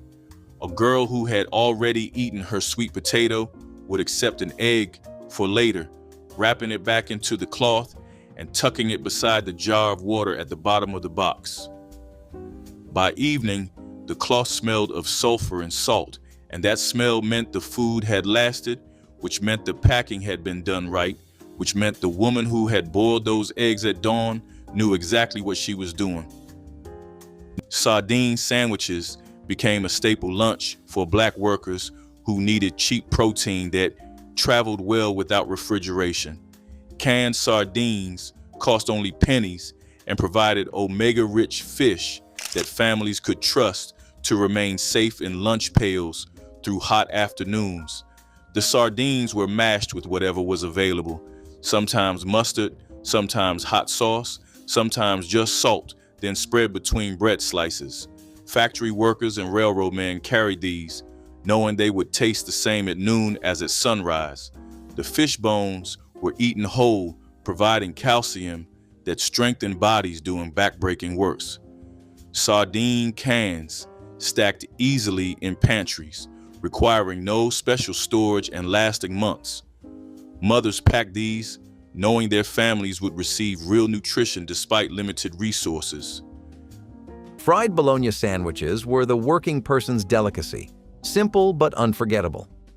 Slices of bologna hit a hot skillet, curling at the edges until browned and blistered. A little mayonnaise, a few onions, maybe some mustard, and lunch was done. The smell alone was enough to make mouths water, that smoky scent drifting from kitchen to porch. It was the kind of food that fed both children before school and adults before long shifts. Fried bologna sandwiches did not pretend to be fancy. They were honest, salty, and satisfying. Every family had its own way to make them special: extra crispy, doubled up, or served with chips on the side. For many, this was the taste of home and hard work, wrapped in love and grease-stained paper. Some families fried theirs in bacon grease for extra flavor, while others slapped on a fried egg to make it stretch further. You could hear the sizzle and pop as the bologna tightened in the pan, that quick kitchen rhythm every cook knew by heart. They were fast, filling, and faithful, a sandwich that never disappointed, no matter how many times it was made. Fried bologna sandwiches were a reminder that greatness often hides in simplicity, seasoned by memory and the hum of daily life. Sweet pepper and onion hoagies turned the aroma of a backyard garden into a hearty sandwich that could satisfy the hungriest appetite. Strips of red and green peppers were sautéed slowly in bacon fat until soft and slightly caramelized, then joined by sliced onions that absorbed every drop of smoky flavor. The mixture was piled onto crusty hoagie rolls still warm from the bakery and finished with a swipe of homemade mustard or a thin layer of melted cheese when families had some to spare. Each bite combined sweet vegetables and savory drippings in a way that tasted far richer than the short list of ingredients suggested. These hoagies were sold from small corner stores and food carts in city neighborhoods where the smell of sizzling peppers drew lines down the sidewalk. In the 1970s, they became a quick lunch for workers and students alike, proof that a simple sandwich could feel like a feast. People still talk about the scent that hung in the air long after the last pepper left the pan. Smoked turkey wing soup carried the deep, savory heart of Southern kitchens and was a common midday meal for hardworking families who needed something filling yet affordable. The wings were first seared in a cast-iron pot until their skin turned golden and released a smoky aroma that filled the house with comfort. Root vegetables like carrots, onions, and celery were added along with garlic and bay leaves to build a broth that simmered for hours and grew richer as the day passed. The turkey meat would slowly fall from the bone, creating a texture that felt luxurious without requiring expensive cuts of meat. Grandparents remembered how this soup stretched a few wings into enough servings to feed an entire household, and every bowl tasted like patience and care. Leftover broth was often saved for the next day to cook rice or greens, proving nothing went to waste in a frugal kitchen. The memory of its gentle smoke and earthy sweetness lingers even when the recipe has faded from daily tables. Number 23, smoked sausage and cold grits. Smoked sausage was the porter's protein when payday was still 6 days away. Black butchers in St. Louis and Memphis sold links for around 12 cents a piece in the early 1930s, and a porter's wife would pan-fry 2 of them on Saturday night, let them cool, and slide them into the tin pail beside a small enamel cup of stiff grits. The grits set up overnight in the icebox and traveled like a brick, eaten cold with the spoon while the train climbed the grade out of Birmingham. By the time the porter reached the second leg of his run, the sausage had bled its grease into the grits and the meal was warm in the mouth, even though it was cold in the cup. It was poor food made smart. 3 working hours of food for the price of a streetcar fare. Fried fatback with scrambled eggs was a breakfast that stretched limited resources while delivering maximum energy for black soldiers in training camps. Fatback was sliced and fried until crispy outside while staying tender within, releasing rendered fat used to cook the eggs. The eggs were scrambled in that flavorful fat, picking up smoky, salty richness that made each bite memorable. This was economical cooking at its finest, turning inexpensive ingredients into something substantial and satisfying. For soldiers who grew up during the Depression, this breakfast represented survival wisdom passed through generations. The combination of protein and calories provided sustained energy for physical demands. Black cooks in segregated mess halls made this dish with care, knowing it carried both nourishment and the comfort of home. Divinity candy was the temperamental diva of African-American Christmas confections, a fluffy white candy that would only cooperate on dry winter days. Made from sugar, corn syrup, and egg whites beaten until impossibly light, Divinity required perfect conditions to achieve its cloud-like texture. Black families learned to check the weather before attempting a batch. Too much humidity and the candy would never set, remaining a sticky mess. When it worked, Divinity was pure magic, melting on the tongue with intense sweetness and a slight chew. Pecans or walnuts were often folded in for crunch, turning simple candy into something worth saving for company. Women would drop spoonfuls onto wax paper, working quickly before the mixture stiffened. Divinity was passed around in tins at church gatherings and packed into Christmas gift boxes for neighbors. This candy was Christmas alchemy, transforming sugar and air into something that seemed to defy kitchen science entirely. Sawmill gravy earned its name from lumber camps, where workers needed cheap, filling food to fuel backbreaking labor. African-American cooks perfected this dish using pan drippings, flour, milk or water, salt, and generous black pepper that gave the gravy its distinctive speckled appearance. The technique was simple but required skill, whisking constantly to prevent lumps while building flavor from whatever meat had been fried beforehand. Poured over biscuits, the gravy transformed plain bread into something substantial enough to carry a family through hours of work. During the 1940s, when meat was rationed and dairy sometimes scarce, sawmill gravy stretched resources brilliantly. A single pan of fried fatback could produce enough drippings for gravy that fed an entire family. But pepper wasn't just flavoring. It made the gravy seem more substantial and satisfying. This was working class food that acknowledged hardship while refusing to surrender to it. Collard greens with salt pork were a staple because greens grew cheaply, lasted through cool seasons, and could turn into a full meal when paired with even a small square of salted pork. Mothers washed each leaf carefully, removing grit and stems, then chopped the greens into pieces that wilted beautifully in a simmering pot.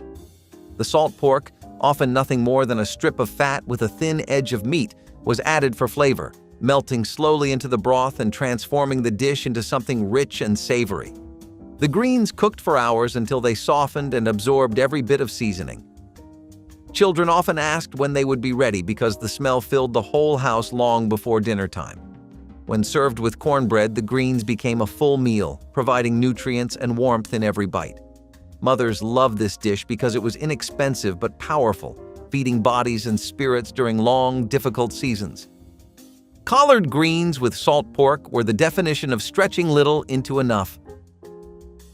Cornbread and pot liquor was a meal born from resourcefulness and cherished for its ability to turn scraps into something deeply nourishing. After collard or turnip greens finished cooking, the leftover broth in the pot was never wasted. That liquid, known as pot liquor, held vitamins, minerals, and the smoky taste of the pork scraps that flavored the greens. Mothers poured the pot liquor into bowls, then crumbled hot cornbread straight into it, letting the bread soak until it softened into a thick, hearty mixture children loved, stirring it together, watching the cornbread break apart and absorb the warm broth. The flavor was rich, salty, and comforting in a way that felt larger than the ingredients themselves. It was a meal that filled empty stomachs, soothed tired bodies, and gave families strength to face the next day. Cornbread and pot liquor was survival wisdom passed down through generations. Giblet stew over rice was a lunchtime staple that used parts of the chicken often discarded or overlooked. Giblets, hearts, gizzards, and livers were simmered with onions, garlic, and simple seasonings until tender, then poured over rice for a filling plate. The stew was deeply savory, inexpensive, and stretched easily to feed large families. Housewives liked the dish because nothing went to waste, and even a single chicken could provide multiple meals when every part was used. Children sometimes balked at the idea of giblets, but the flavor was rich enough to win them over, especially when smothered in gravy. Adults valued it for both its thrift and its nourishment, as giblets were dense in protein and iron. It was the kind of food that turned necessity into comfort, and it stood as a reminder that creativity often came from constraint. Today, giblet stew is rare at lunch tables, but once it represented survival and sustenance. Number 17, dried apple rings, sliced thin, threaded on a string, and hung in the sun or near the stove until they turned leathery and sweet. Dried apples were the trail food of the South long before anyone called it that. A handful in a paper sack took up almost no space in the box and weighed next to nothing. You chewed them slowly. The flavor concentrated as the water left, so a single ring carried more sweetness than a fresh slice twice its size. Children traded them back and forth on the train the way children trade anything when the hours stretched long. They did not spoil, they did not leak, they asked for nothing and delivered a small, honest sweetness when the rest of the box had gone salty and heavy. Cold grits cakes provided portable lunches made from leftover breakfast grits that would otherwise go to waste. Families poured leftover grits into pans to set overnight, then sliced the firm mixture into squares and fried them golden the next morning. These cakes could be eaten hot for breakfast or packed cold for midday meals, their dense texture holding up through hours in lunch pails.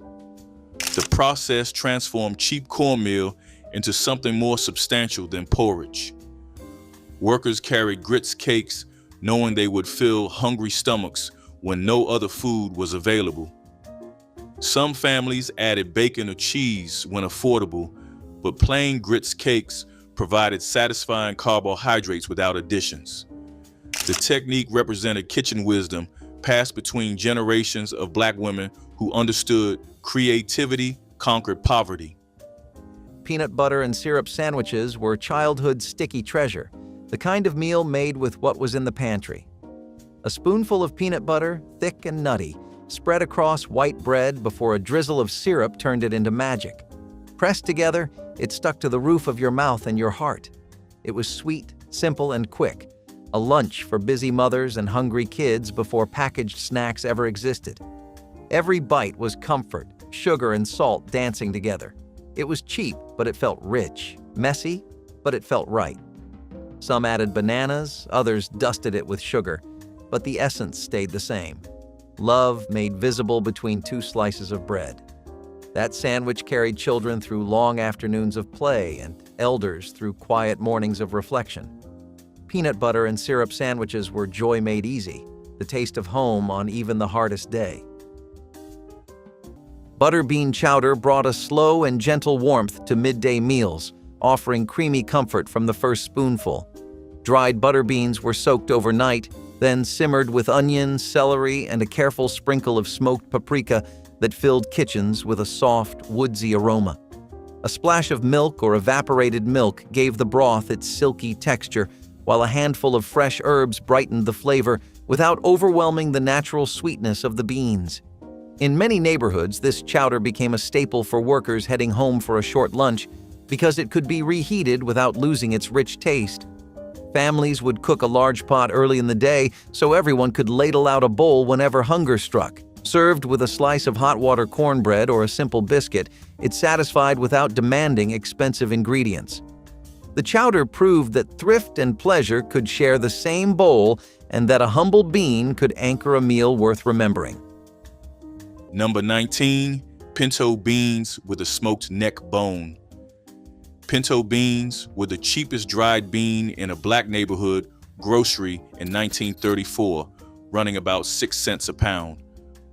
Porters' wives soaked them overnight, simmered them all day with a smoked pork neck bone, and ladled a thick portion into a small lidded crock that fit at the bottom of the tin pail. The neck bone gave up its meat slowly through the run, and by the second reheat, the broth had thickened into something close to gravy. Porters ate it cold or warm, depending on the stove access, scooping it with cornbread instead of a spoon. It was a meal designed by women who knew exactly how long a man would be away from a kitchen. After butchering, the feet were cleaned, boiled until tender, then packed into crocks with spiced vinegar, bay leaves, and peppercorns. The pickling preserved them for months without refrigeration, providing protein whenever needed. The texture was gelatinous, the meat tender against soft cartilage surrounding each bone. Black families ate them cold from the jar as snack or alongside other dishes. The vinegar's tang cut through richness, making them surprisingly refreshing.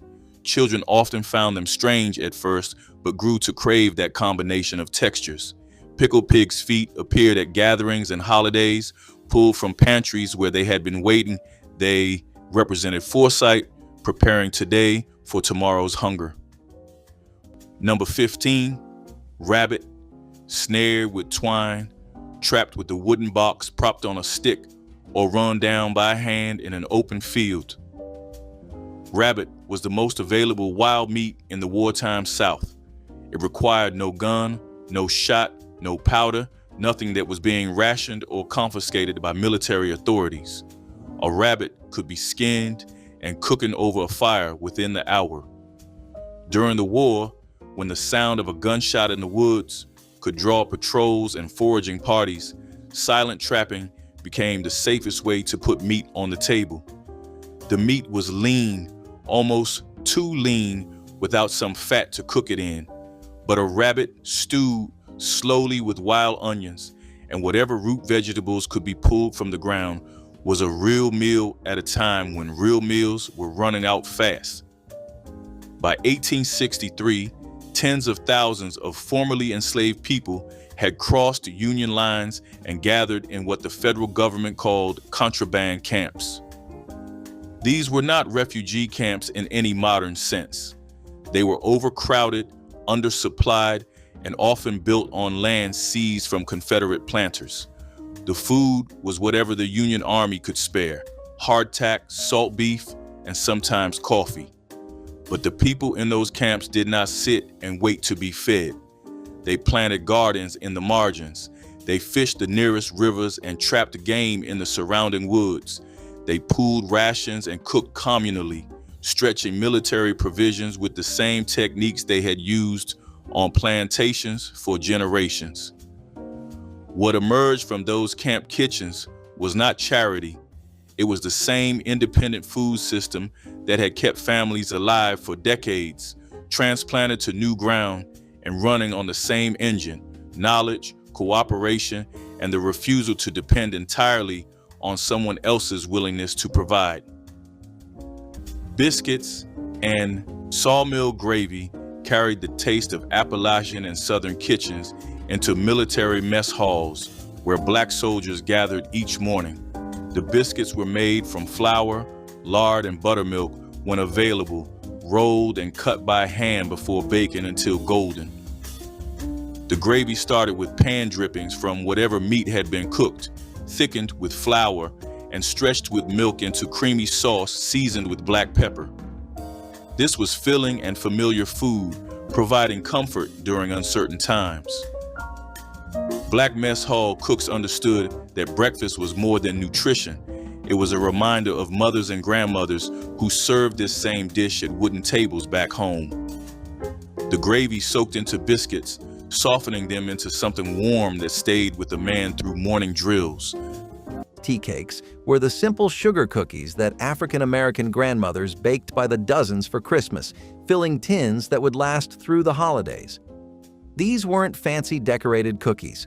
They were soft, round, lightly sweetened with just a hint of nutmeg or vanilla, and perfect for dunking in coffee or milk. The dough came together quickly with butter, sugar, eggs, and flour, rolled and cut with drinking glasses when cookie cutters weren't available. Black families made tea cakes because they were economical, stretching basic pantry staples into enough cookies for everyone who visited during the season. Children would help cut and bake, learning kitchen skills while sneaking warm cookies when grandma's back was turned. The cookies were packed into tins between layers of wax paper, given as gifts to neighbors and church members. Tea cakes represented hospitality and generosity, the understanding that Christmas meant sharing whatever you had with others.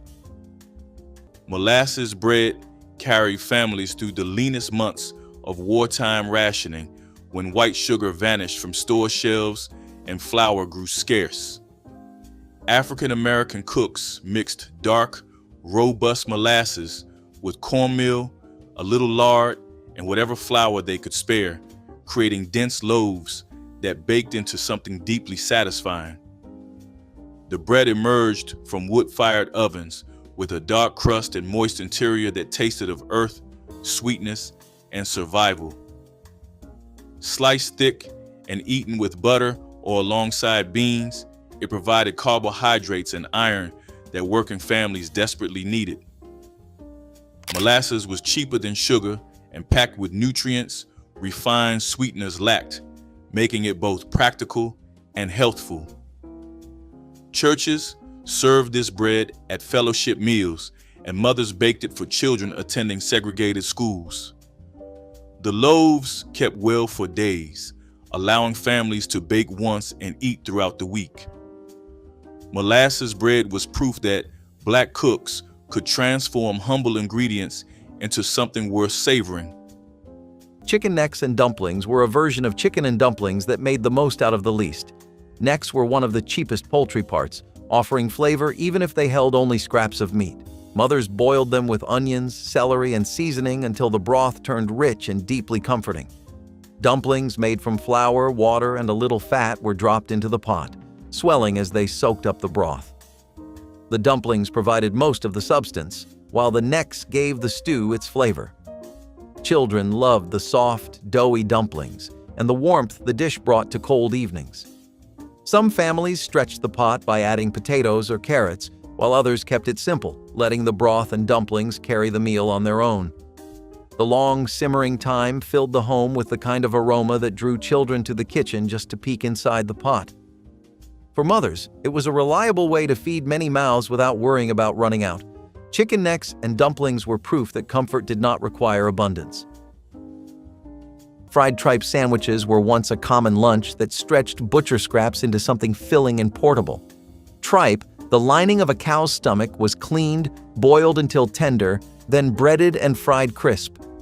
The fried pieces were slipped between slices of white bread and often dressed with mustard, hot sauce, or pickles for a sharp bite.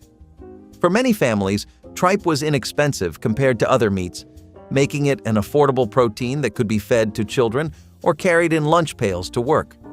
Though the texture was chewy and the flavor strong, frying gave it a golden crust that made it more appealing. Adults appreciated the thriftiness and the seasoning that could transform tripe into a savory meal, while children often tolerated it when hungry. These sandwiches were tied to a time when nothing from the butcher was wasted. They have nearly vanished today, but once they represented both survival and ingenuity. Number 10. Molasses taffy. Pulled by hand from a pot of molasses, sugar, and butter until it lightened and turned chewy, then cut into pieces and wrapped in wax paper. Taffy was one of the last things made before the family left, because fresh taffy held its chew and stale taffy turned into a brick. A dozen pieces at the bottom of the box kept the children occupied through the long stretches when the scenery stopped being interesting and the adults had stopped talking. Most families could not afford store-bought candy, and most train stations that sold sweets did not sell them to black travelers. So the women pulled their own, standing in a kitchen they might never stand in again.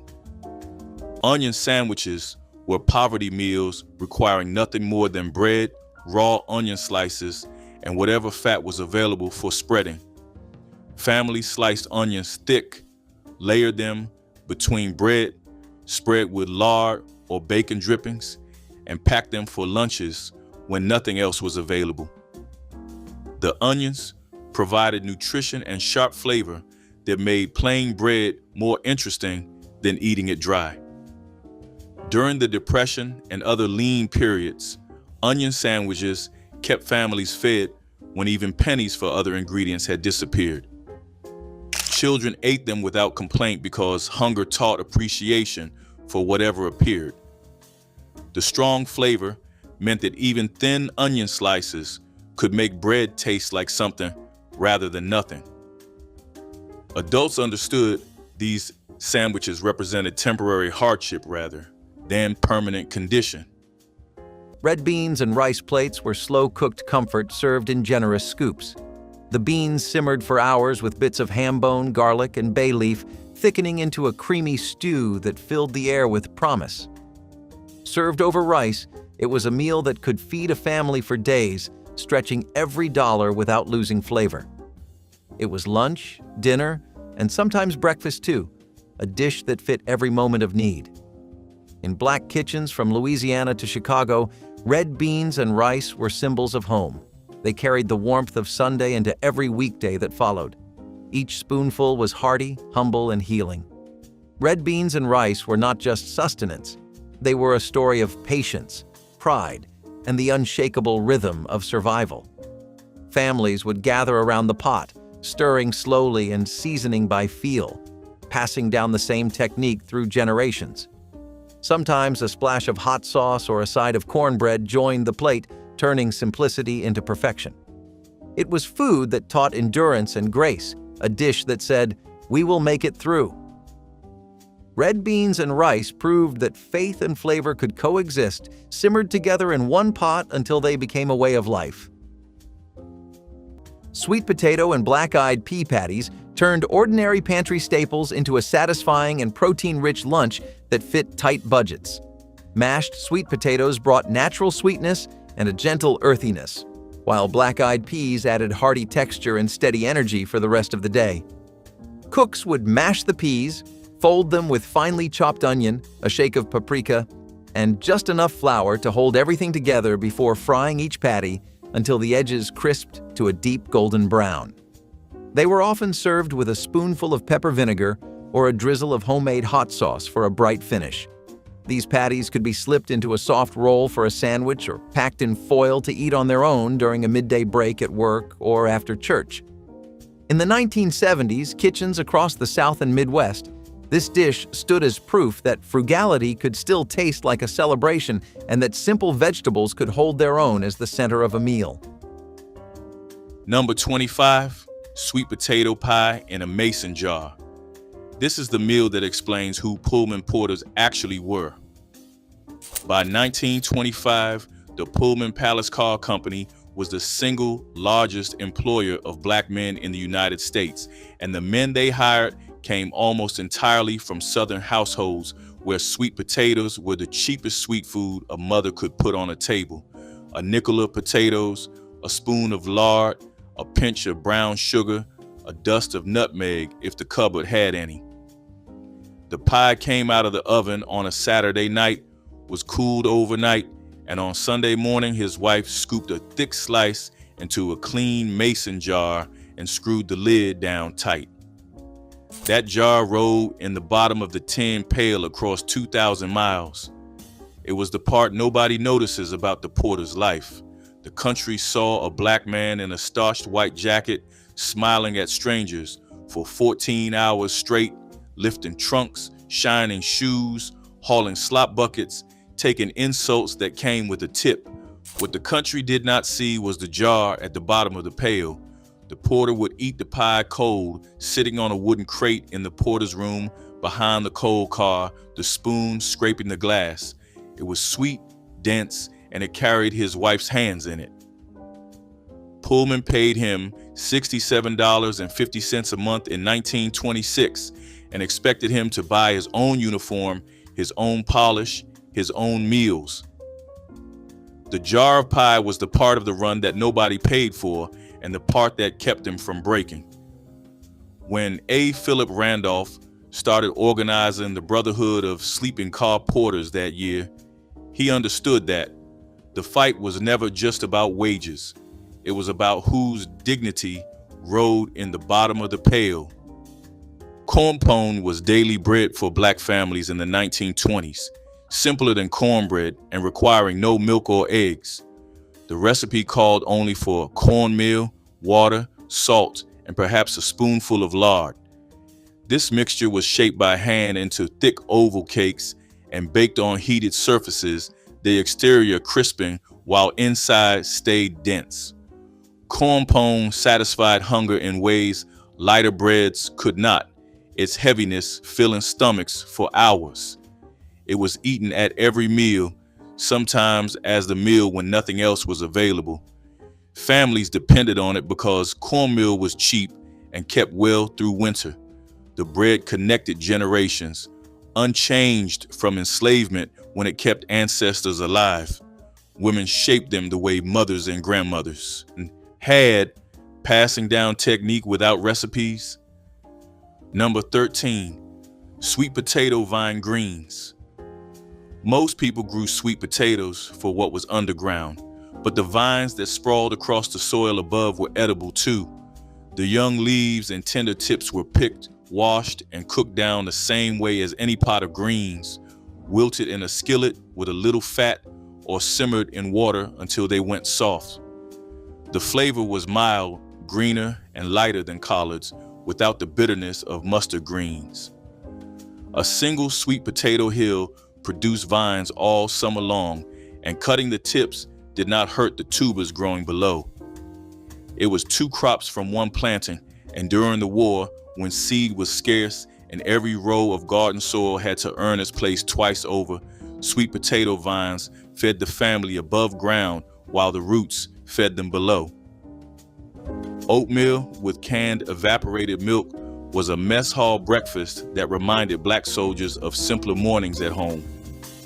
The oats were cooked in large quantities, often becoming thick from sitting in warming trays, but evaporated milk brought richness and creaminess that improved both texture and flavor. Sugar was added when available, along with whatever dried fruit or preserves might be on hand. For soldiers who grew up eating oatmeal as affordable, filling breakfast, this military version felt familiar even when prepared industrially. Black cooks understood that proper preparation made all the difference, stirring oats carefully and ensuring milk was distributed evenly. The warmth on cold mornings provided comfort beyond nutrition, connecting men to memories of family kitchens and mothers who fed them before war changed everything. Bourbon balls were the no-bake Christmas treat that let African American families indulge in a little grown-up sweetness during the holidays. These rich confections combined crushed vanilla wafers with cocoa, powdered sugar, corn syrup, and generous splashes of bourbon, rolled into small spheres and coated with more powdered sugar. The bourbon wasn't cooked out, giving each ball a warm, spirited bite that adults savored after Christmas dinner. Black families often made bourbon balls in assembly line fashion, with some crushing cookies, others mixing, and still others rolling and coating. The candies improved over time, mellowing as the bourbon infused every crumb, making them perfect for preparing weeks ahead. They were stored in tins between layers of wax paper, hidden from children too young for the whiskey but drawn to the chocolate coating. Bourbon balls appeared at holiday card parties and New Year's Eve gatherings. This candy was sophisticated yet simple, proving elegance didn't require an oven. Buttermilk cornbread was the daily bread of African American households throughout the 1940s, baked fresh in cast iron skillets that gave it a perfect golden crust.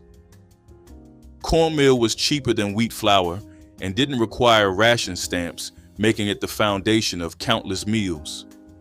Buttermilk, often produced at home or traded with neighbors, added tang and tenderness that water alone couldn't provide.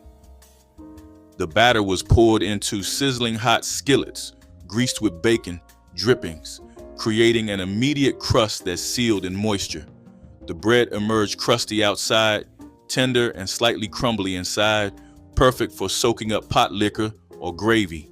Families ate it at every meal, crumbled into milk for breakfast, alongside vegetables for dinner, or with molasses as dessert. Children learned to bake cornbread by watching mothers and grandmothers, inheriting techniques passed through generations. This wasn't fancy bread, but it was essential, providing comfort and sustenance when both were needed most. Fried salt pork with biscuits was a meal built on stretching a little into a lot. Salt pork, inexpensive and heavily seasoned, was sliced thin and fried in a skillet until crisp around the edges. The rendered fat crackled in the pan, filling the kitchen with a smell that pulled every child to the table. Mothers used the leftover grease to brush over fresh biscuits or to season them as they baked. Even one piece of salt pork could flavor an entire plate, making the biscuits taste richer and heartier than they were. Children cherished every bite, feeling like they were eating something special, even though the meal was born from thrift. The sound of the pork frying, loud and sharp, often woke children from naps or made them stop playing just to ask if dinner was almost ready. A small amount of meat flavored an entire meal, and for many families, that was the only way to make ingredients last through the week. The biscuits soaked up every drop of flavor, turning something simple into something that felt indulgent. Fried salt pork with biscuits turned scarcity into something warm and memorable. Turtle stew with dumplings was a rural dish that reflected both necessity and ingenuity. Turtle meat, often from snapping turtles caught in rivers or ponds, was simmered slowly with vegetables until tender. Dumplings made from flour and water were dropped into the broth, creating a hearty stew that could feed many mouths. Housewives valued the dish because turtles were free to catch and stretched into a full meal when paired with dumplings. Children were sometimes hesitant about the idea of eating turtle, but the savory stew usually won them over. Adults appreciated its richness and the way it warmed and satisfied, especially during lean seasons. Turtle stew with dumplings represented survival cooking, where every resource from the land or water could become nourishment. Today, it is almost entirely forgotten. but once it was a vital dish that showed how African American families combined ingenuity and resourcefulness with tradition and need at the lunch table. Number 25, sardines from a tin. The flat rectangular can cost a few cents at the general store, and a woman could slip 2 of them into the bottom of the shoebox without losing space for anything else. Sardines packed in oil needed no cooking, no heating, no preparation of any kind.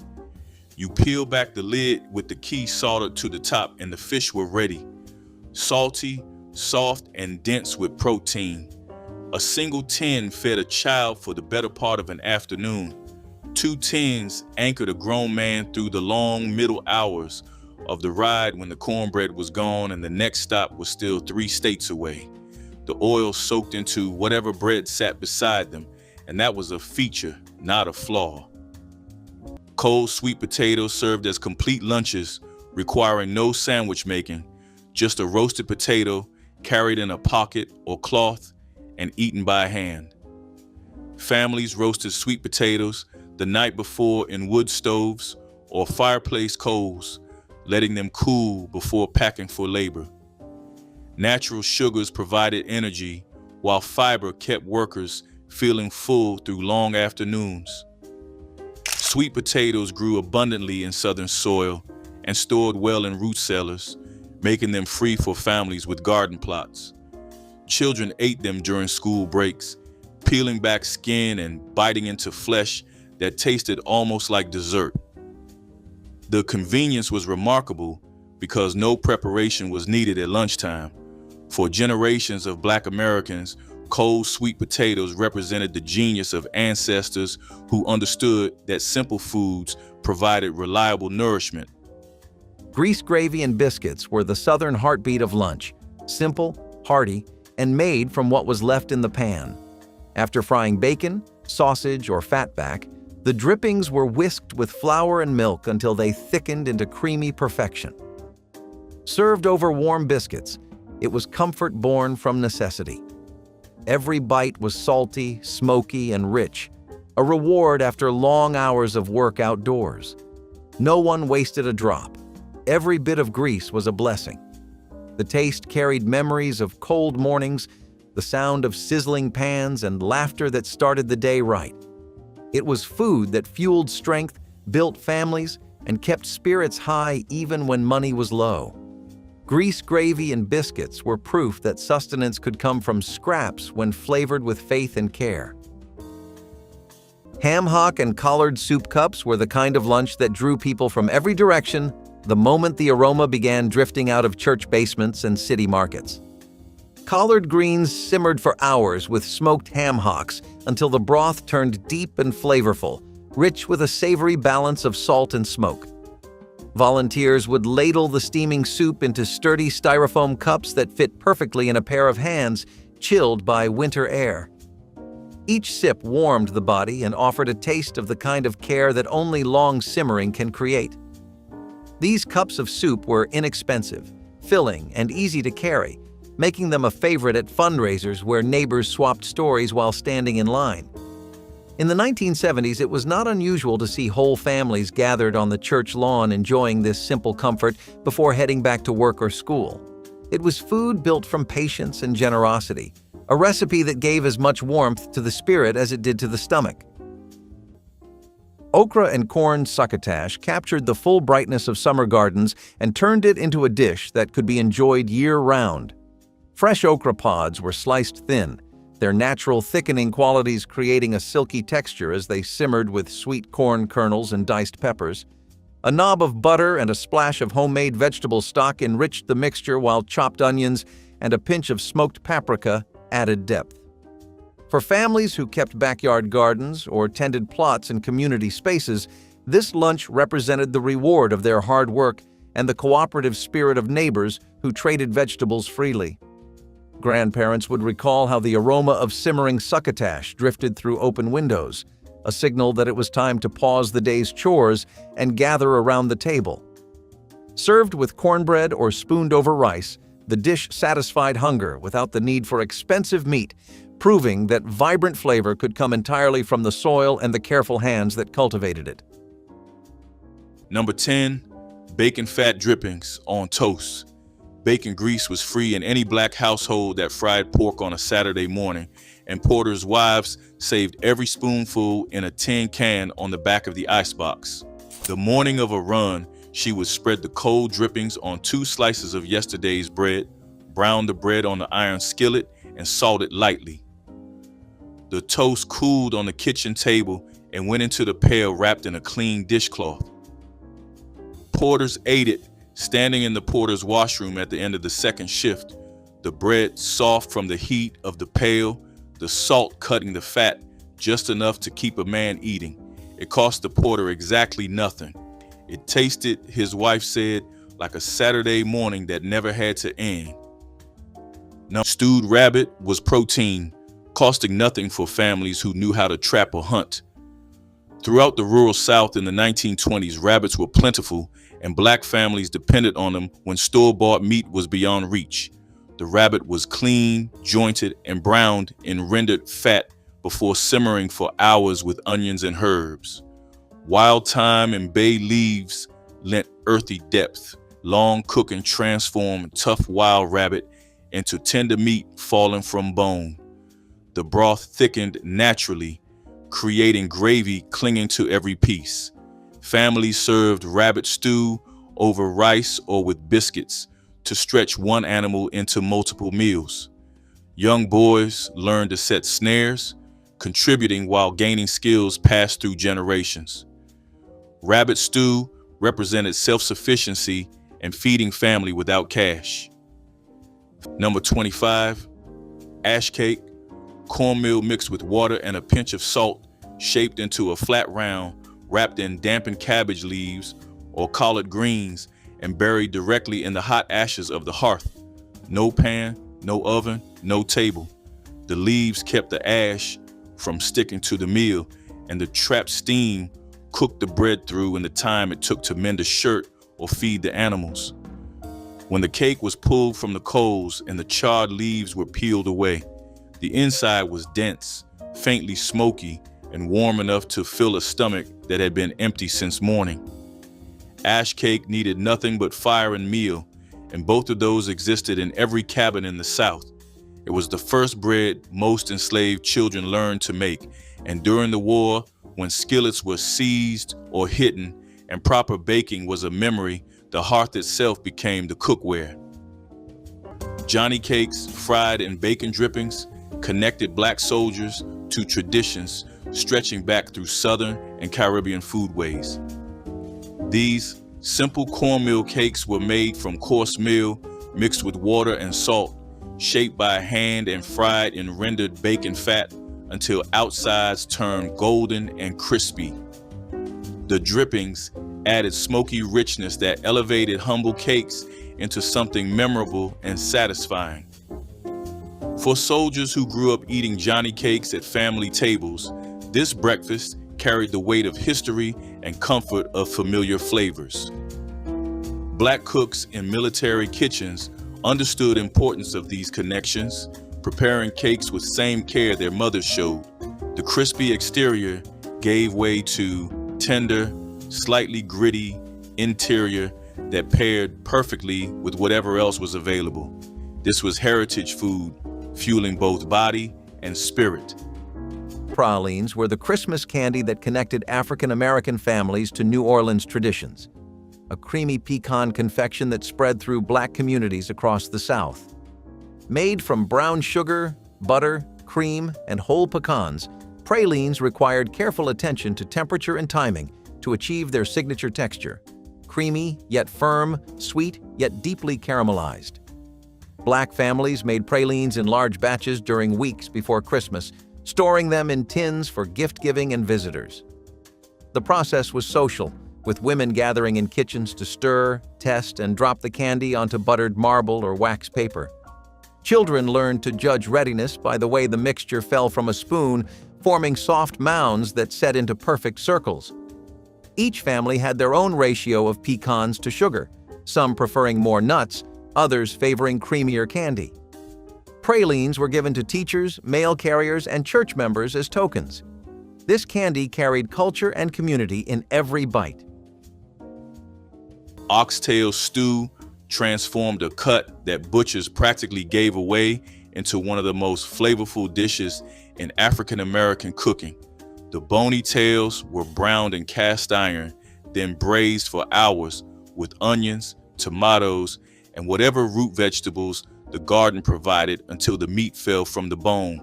The collagen in the bones melted into the cooking liquid, creating a thick, rich gravy that coated every ingredient with silky richness. During the 1940s, when better cuts of beef were rationed or too expensive, oxtails provided deep, beefy flavor at a fraction of the cost. Families served the stew over rice or with cornbread to soak up every drop of the precious gravy. The meat required patience. There was no rushing oxtails, but the reward was worth every hour of simmering. Children learned to work around the bones, finding tender meat in every crevice. Oxtail stew was Sunday dinner for families who knew that the cheapest cuts often delivered the richest flavors. Fried cornmeal mush was the kind of breakfast or dinner that stretched leftovers into something new.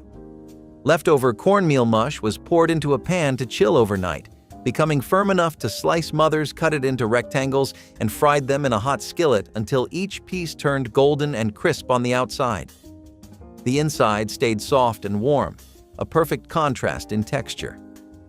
Children topped the slices with syrup or butter if the house had any, but even plain, the cakes were filling and delicious. Some families sprinkled a little sugar on top, turning the meal into a treat. Others served it with greens or beans, making it part of a larger dinner. It was a meal built from yesterday's scraps, but enjoyed like something special. Fried cornmeal mush was proof that nothing needed to go to waste. Peanut stew with sweet potatoes was a Southern adaptation of African recipes that carried both thrift and flavor. Peanuts were ground into a paste or simmered with broth, then combined with chunks of sweet potato to create a thick, hearty stew. The dish was rich, slightly sweet, and deeply satisfying, making it a popular choice when meat was scarce. Housewives liked it because peanuts were cheap and abundant, while sweet potatoes grew easily in southern soil, ensuring both ingredients were accessible to nearly everyone. Children enjoyed the creamy texture and natural sweetness, while adults valued the nourishing balance of protein and starch.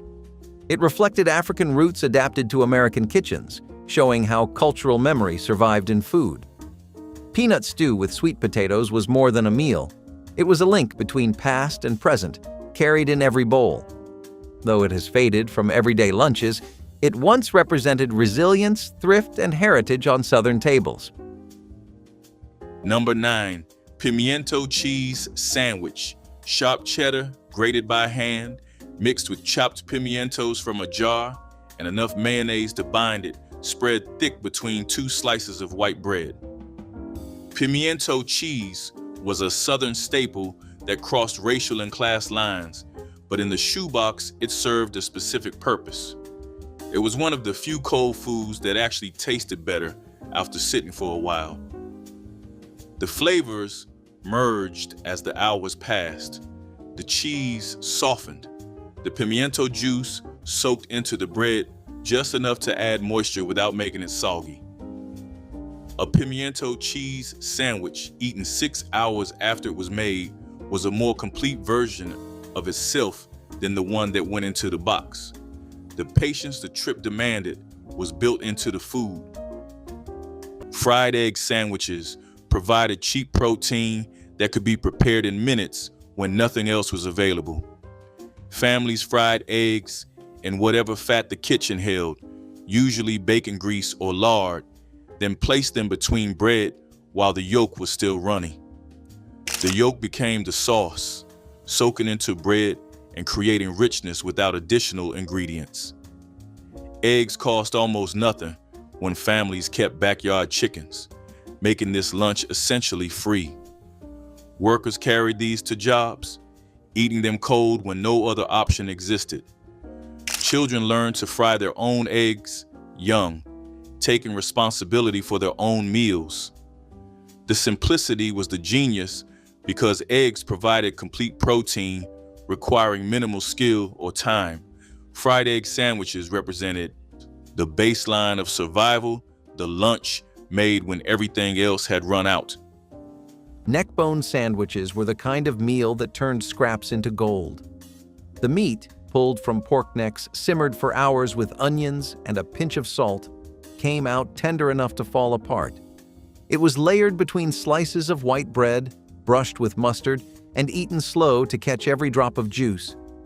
It was the kind of lunch you worked for and savored twice. In kitchens that stretched every dollar, neck bones were more than food. They were a ritual of survival and pride. Grandparents remembered the smell of it filling small houses, mingling with laughter and talk. The sandwich was humble, but it fed the soul as much as the body. It spoke of people who knew how to make plenty from little, turning patience into richness. Neckbone sandwiches were history between two slices of bread, soft, strong, and unforgettable. Red beans and rice with andouille filled kitchens with a slow-simmered aroma that promised comfort long before lunchtime arrived. Dry red beans soaked overnight were cooked with onions, celery, and bell peppers, known as the holy trinity of Creole cooking. Spicy andouille sausage lent a deep, smoky flavor that seasoned every grain of rice beneath the beans. Families often set a pot to cook in the morning so it would be ready when school and work breaks came, and the meal could easily stretch to feed whoever showed up hungry. In the 1970s, this dish served as a weekly ritual, often enjoyed on Mondays when leftovers from Sunday's dinner found new life in the pot. Served with a wedge of cornbread, it carried the traditions of Louisiana into kitchens from Chicago to Houston. Its balance of spice, warmth, and steady nourishment made it more than a meal. It was a shared experience of culture and community that everyone wanted back. Pickled pig feet with crackers offered a bold, tangy bite that was. Pig feet were scrubbed, simmered until tender, then soaked in a brine of vinegar, garlic, and spices until the meat absorbed a bright, mouth-watering flavor.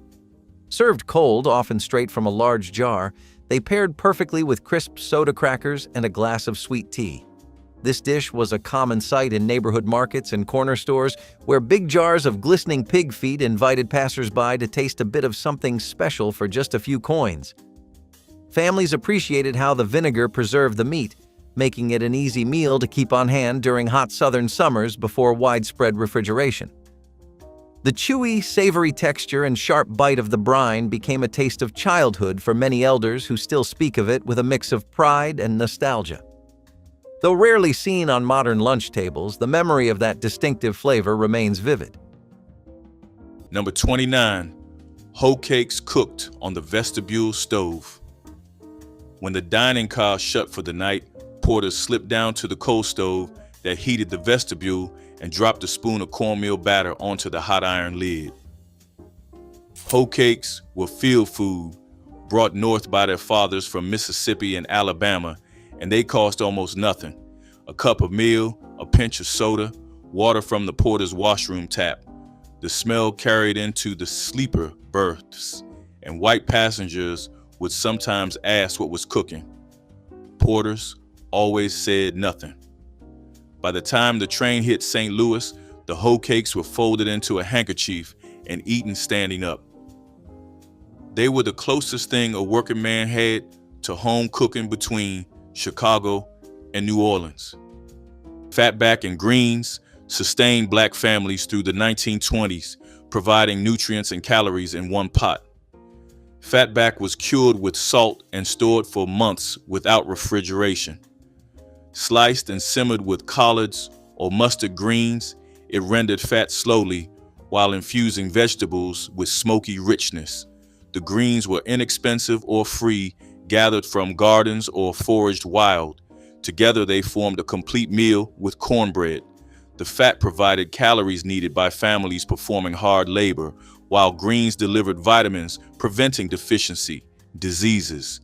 Mothers knew a pot could stretch across days, reheated until every drop was gone. Children grew up with this dish as constant presence, its smell signaling comfort. Fatback and greens was assurance the family would not go hungry. Number 23, Hickory nut milk. Hickory trees dropped their nuts across the southern woods every autumn, and the nuts were hard to crack but worth the effort. The kernels were pounded in a mortar or crushed between two rocks until they broke into small pieces, shells and all, then boiled in water. The shell fragments sank. The oils and the flavor rose to the surface and turned the water into something rich and white that looked and behaved like milk. The liquid was strained and used for cooking cornbread, thickening broth, or drinking straight. It carried a fat content that plain water never could, and for families with no cow and no way to keep one safe from foraging troops, hickory nut milk was the closest thing to cream that the woods could offer. Canned corned beef hash was a breakfast appearing frequently in mess halls where black soldiers gathered before morning duties. The hash came from metal cans, a mixture of shredded corned beef and diced potatoes fried in large skillets until edges turned crispy and brown. Black cooks added onions when available and seasoned generously with black pepper to elevate the canned taste. The hash was hearty and filling, providing protein and carbohydrates that sustained men through hours of training. For soldiers far from home, the salty richness became familiar comfort, even from industrial ingredients. The crispy bits at the bottom of the pan were especially prized, fought over quietly among men who understood that small pleasures mattered during wartime. This was military food made better by black cooks who cared. Brown sugar pound cake was the humble cousin of fancier Christmas cakes, yet it held its own on African American holiday tables with deep caramel flavor and incredible density. Unlike white sugar pound cakes, this version used dark brown sugar that gave the crumb a molasses-tinged sweetness and golden brown color.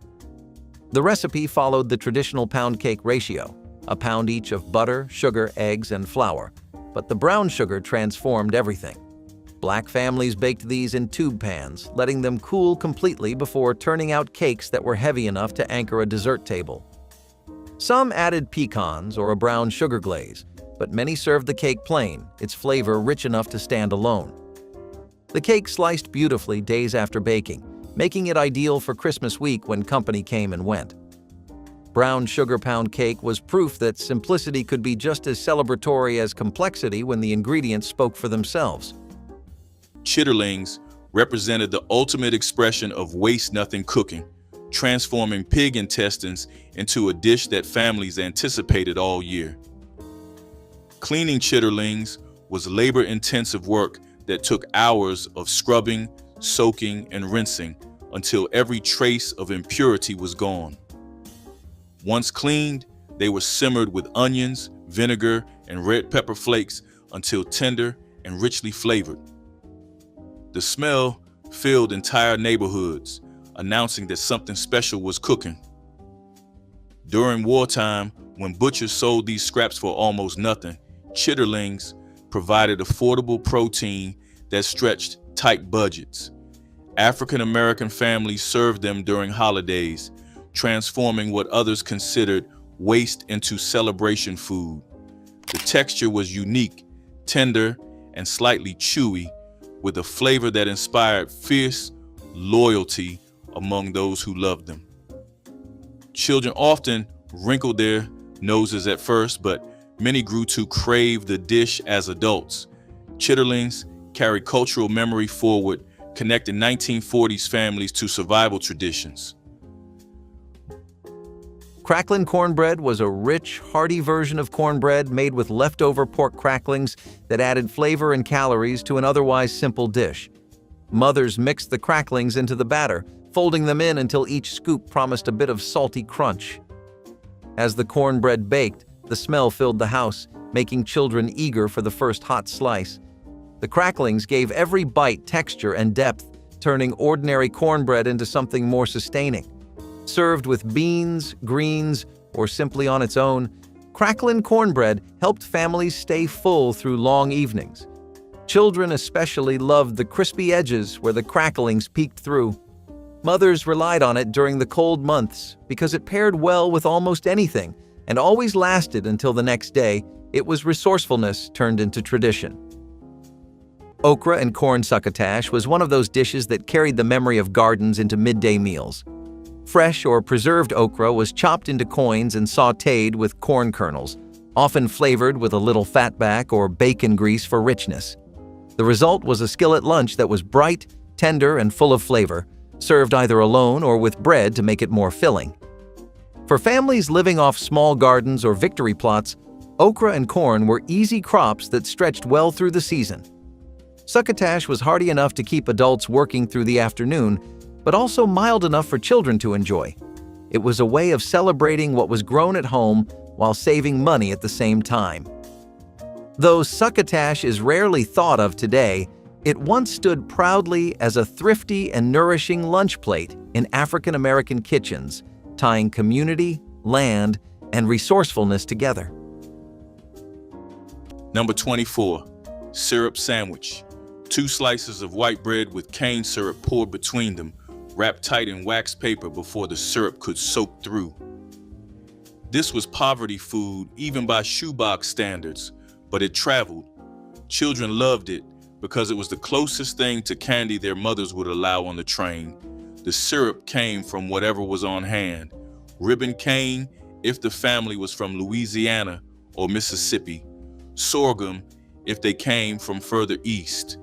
The bread absorbed the syrup slowly, and by the time a child unwrapped it on the train, the whole thing had turned soft and sticky and sweet in a way that made the mess part of the pleasure. What mattered was that it cost almost nothing, kept the child from crying, and fit flat in the corner of the box next to the real food. Souse meat sandwiches used the jellied pork that resulted from boiling pig feet, ears, and other scraps with vinegar and spices. The meat was picked from bones, mixed with natural gelatin, and pressed into loaves that could be sliced for sandwiches. The flavor was tangy and rich, the texture somewhere between firm and soft. Families made souse after hog killings, preserving parts that would otherwise go to waste. The vinegar acted as preservative, allowing the meat to last for weeks in cool cellars or ice boxes. Workers carried souse sandwiches, knowing the protein would sustain them through demanding labor. The taste was distinctive, not for everyone, but deeply satisfying for those who grew up eating it. Souse represented the nose-to-tail philosophy that defined Black foodways. Salmon croquettes and rice were a weekday staple that stretched one can into a feast. The salmon was mixed with onions, eggs, and cornmeal, shaped into patties, and fried until golden and crisp at the edges. The outside crunched, the inside stayed soft, rich, and savory. Served over a scoop of hot rice and drizzled with hot sauce, it became a dish that felt special, no matter how often it appeared. It was a cook's answer to tight budgets and big appetites. The scent filled kitchens with comfort, the sizzling sound in the pan like a promise of something good coming soon. Grandmothers made them on Fridays, mothers packed them in lunch boxes, and everyone knew they were good cold too. It was food with rhythm, steady, reliable, and full of flavor. Salmon croquettes and rice were more than just a meal. They were proof that care, creativity, and a can of fish could make magic on any table. Smoked sausage and cabbage skillet brought big flavor out of humble ingredients, creating a lunch that filled the kitchen with the aroma of hickory and spice. Thick slices of smoked pork sausage sizzled in a heavy skillet before ribbons of cabbage were added to the pan, soaking up every drop of savory fat. A handful of onions and a splash of cider vinegar brightened the dish and balanced the richness of the meat. Served over buttered rice or eaten straight from the skillet with crusty bread, it was a quick meal that required little more than a knife and a cutting board. In the 1970s, it became a favorite for workers coming home on a short break or for families needing a warm meal before heading back to afternoon chores. The combination of smoky meat and tender cabbage created a flavor that felt bigger than its parts and reminded everyone how satisfying a one-pan lunch could be when cooked with care and a little imagination. Number 24, chitlins cleaned the night before a run. Chitlins were the cheapest pork a black household could buy in 1929, sold for almost nothing because white grocers considered them scrap. Porters' wives cleaned them at the kitchen sink the night before a run, boiling them with onion and red pepper until the smell drove the children out onto the back porch. The cooked chitlins were then packed cold in a small jar and wedged beside the cornbread in the tin pail. Porters ate them at the end of the second shift when the dining car was shut and the sleeper berths were quiet. A man from Mobile said his mother used to cook them with vinegar to cut the funk, and that was the version he carried north with him to Chicago. The meal was old country food riding on a brand new luxury train. The contradiction never bothered the men who ate it. Oxtail stew was Sunday dinner at its finest, turning bony cuts into something approaching luxury. Butchers sold oxtails cheaply because white customers wanted nothing to do with them. The tails were browned in cast iron until caramelized, then braised for hours with tomatoes, onions, and root vegetables. Long cooking released collagen from bones, creating gravy so rich it coated the spoon. The meat became impossibly tender, falling away at the slightest touch. Families served oxtail stew over rice, the grains soaking up every drop of that precious liquid. The marrow inside the bones was considered a delicacy sucked out by those who knew its value. Oxtail stew taught that patience and low heat could transform humble cuts into something magnificent, feeding families who could not afford finer meat. Pickled pigs' feet were testament to preservation and refusing to waste any part of the hog. Number 12, Jerusalem artichokes roasted in the coals. They were not artichokes, and they had nothing to do with Jerusalem. They were the tubers of a native sunflower growing wild across the South in sandy soil and along riverbanks. Indigenous peoples had cultivated them for centuries, and black families in the South knew exactly where to dig for them. Pulled from the ground and buried in the hot coals of a fireplace, they roasted until the skin blackened and the inside turned soft and sweet, with a flavor closer to a nutty potato than to anything else on the table. During the war, they were free food growing in places no one thought to guard or requisition. A family that knew where the sunchokes grew had a root vegetable that came back every year without being planted. Stewed prunes with biscuits appeared on military breakfast tables as a practical solution to nutrition for black soldiers living on restricted rations. The dried prunes were simmered slowly in water with a touch of sugar until they became soft and syrupy, their natural sweetness intensifying through cooking. Served alongside fresh biscuits, the prunes provided fiber and vitamins, often lacking in military diets heavy on preserved meats and starches. For soldiers whose mothers served stewed fruit at home, this breakfast offered familiar comfort. The dark, rich syrup soaked into warm biscuits, creating simple but satisfying combination. Black mess hall workers understood that this dish served both health and morale, providing sweetness during times when fresh fruit was impossible to obtain. Blackberry wine cake was the Christmas dessert that let African American families incorporate homemade fruit wine into holiday celebrations. The cake batter was moistened with blackberry wine instead of milk, giving it a deep purple tint and subtle fruit flavor that set it apart from ordinary cakes. Black families often made their own wine from summer berries, saving bottles specifically for Christmas baking. The alcohol baked out, leaving behind concentrated berry essence that perfumed kitchens for hours. The cake was dense and rich, typically baked in a bundt or tube pan and glazed with a mixture of powdered sugar and more wine. Some families soaked the finished cake in additional wine, creating a dessert that improved over several days as the flavors melded. Blackberry wine cake connected summer harvests to winter celebrations, honoring the tradition of preserving and stretching what the land provided into something worth celebrating. Crackling bread turned what others discarded into something worth fighting over at the dinner table.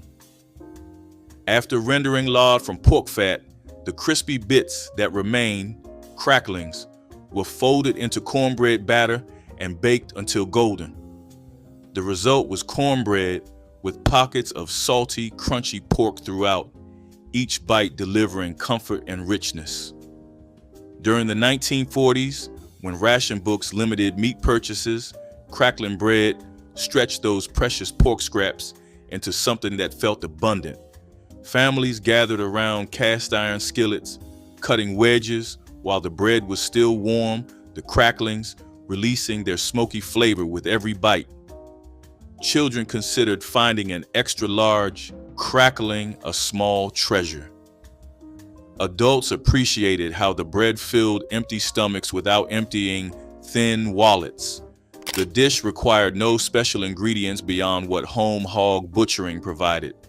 Crackling bread was community food, church food, and survival food, all wrapped into one satisfying package. Corn pone and buttermilk plates were a steady lunch that spoke of tradition and simplicity. Corn pone was a dense, unleavened cornbread made from cornmeal and water, baked or fried until firm. It could be served warm or cold, often sliced into wedges or squares. Paired with a bowl or glass of tangy buttermilk, it became a complete meal that filled stomachs without needing expensive meat. The combination was a fixture in African American households, particularly in rural areas where cornmeal and dairy were cheap and accessible. Children often dipped their corn pone directly into the buttermilk, softening it into something almost like porridge, while adults valued it for its straightforward nourishment. It was quick, inexpensive, and familiar, the kind of food that connected families to earlier generations. Though rarely remembered today, corn pone and buttermilk once carried dignity in their simplicity, proving that even the humblest ingredients could make a lasting lunch tradition.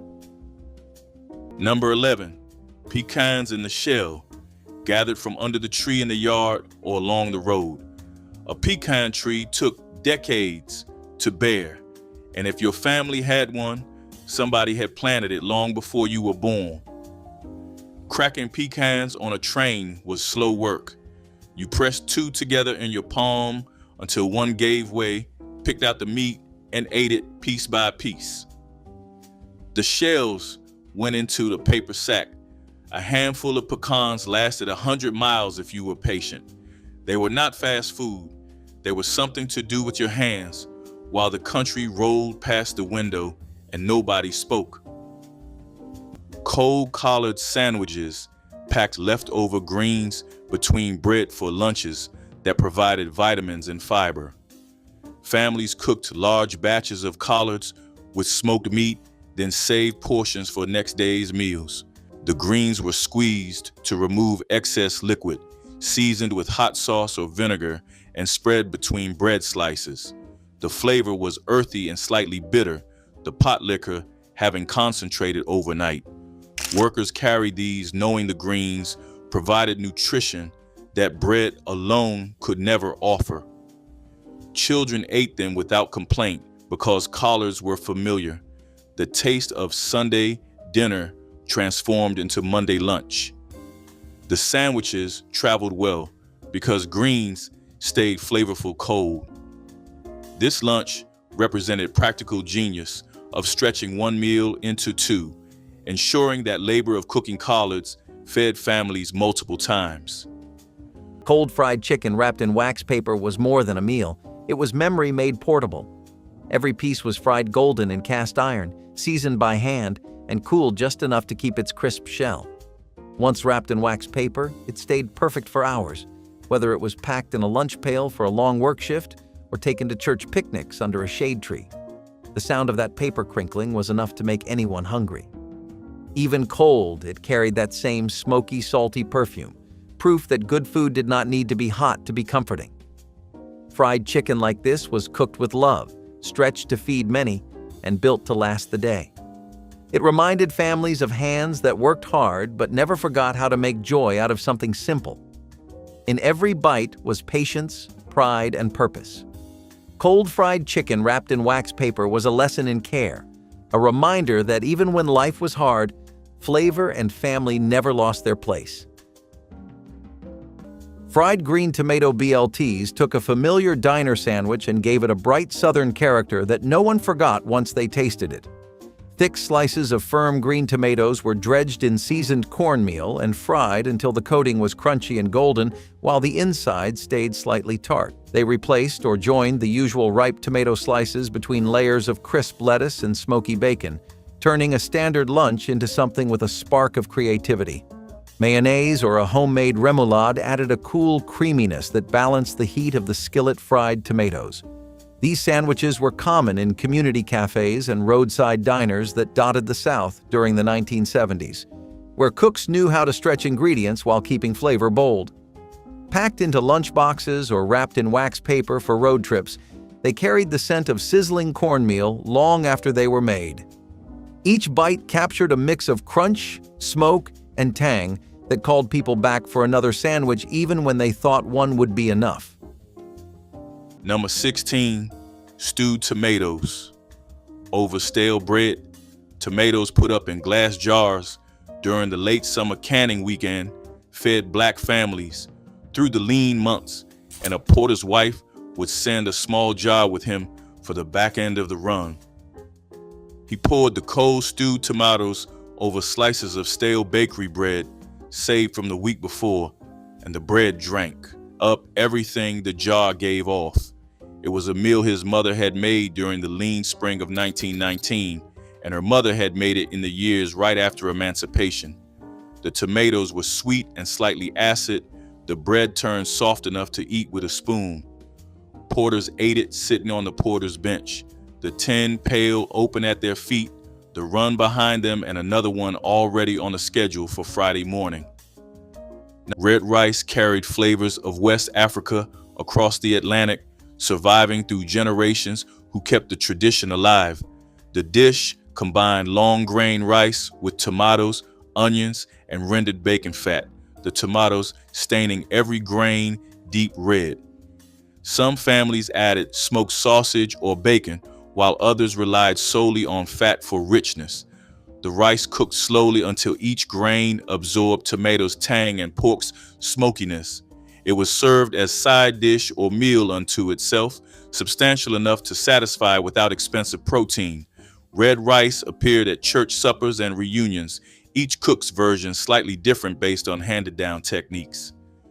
The dish connected Black families to Gula traditions and coastal cooking predating their American experience. Red rice was memory made edible, heritage preserved one pot at a time. Fried apples with pork sausage was a breakfast that brought Appalachian and Southern traditions into mess halls where Black soldiers from mountain communities found comfort.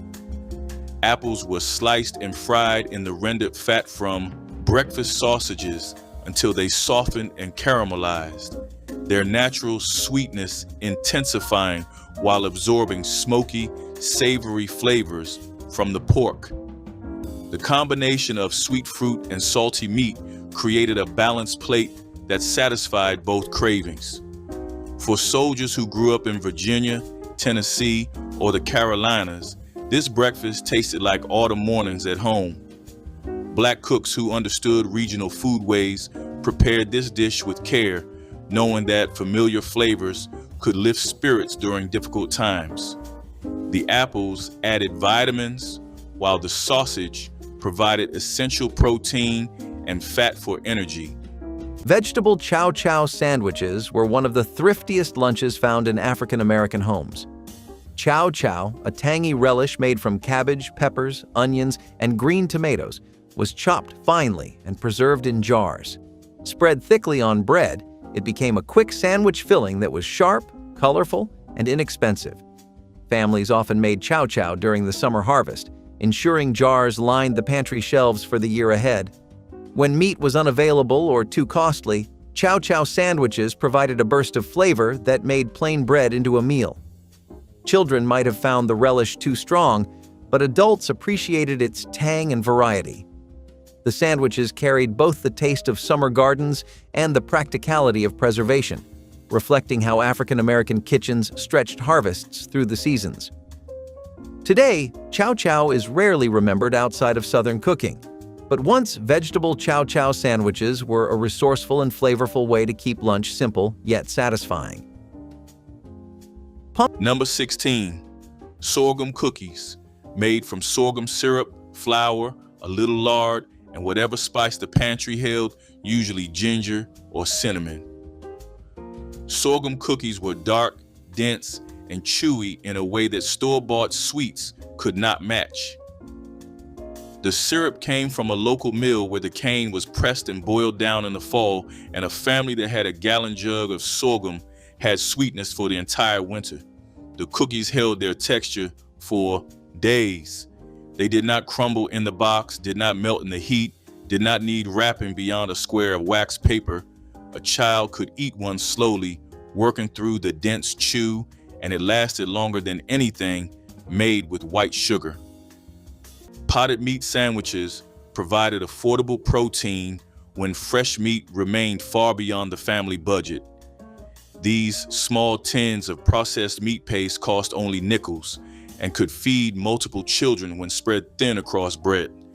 The paste was salty and intensely flavored, meaning a little went far in making plain bread taste substantial. Mothers would open a single tin and divide it among several sandwiches, stretching resources while ensuring everyone ate before school or work. Potted meat required no refrigeration before opening, ideal for pantries without ice boxes. The flavor was not gourmet, but hunger made it taste like provision and care. Children learned to appreciate what their families could provide. Factory workers carried these in metal pails, eating them cold at work sites where no heating was possible. Collard green sandwiches were the definition of thrift turned into comfort. Cooked low with fatback or smoked turkey, the greens soaked up flavor until every leaf was silky and seasoned deep. When money ran low or bread was scarce, those greens found their way between leftover biscuits or cornbread slices.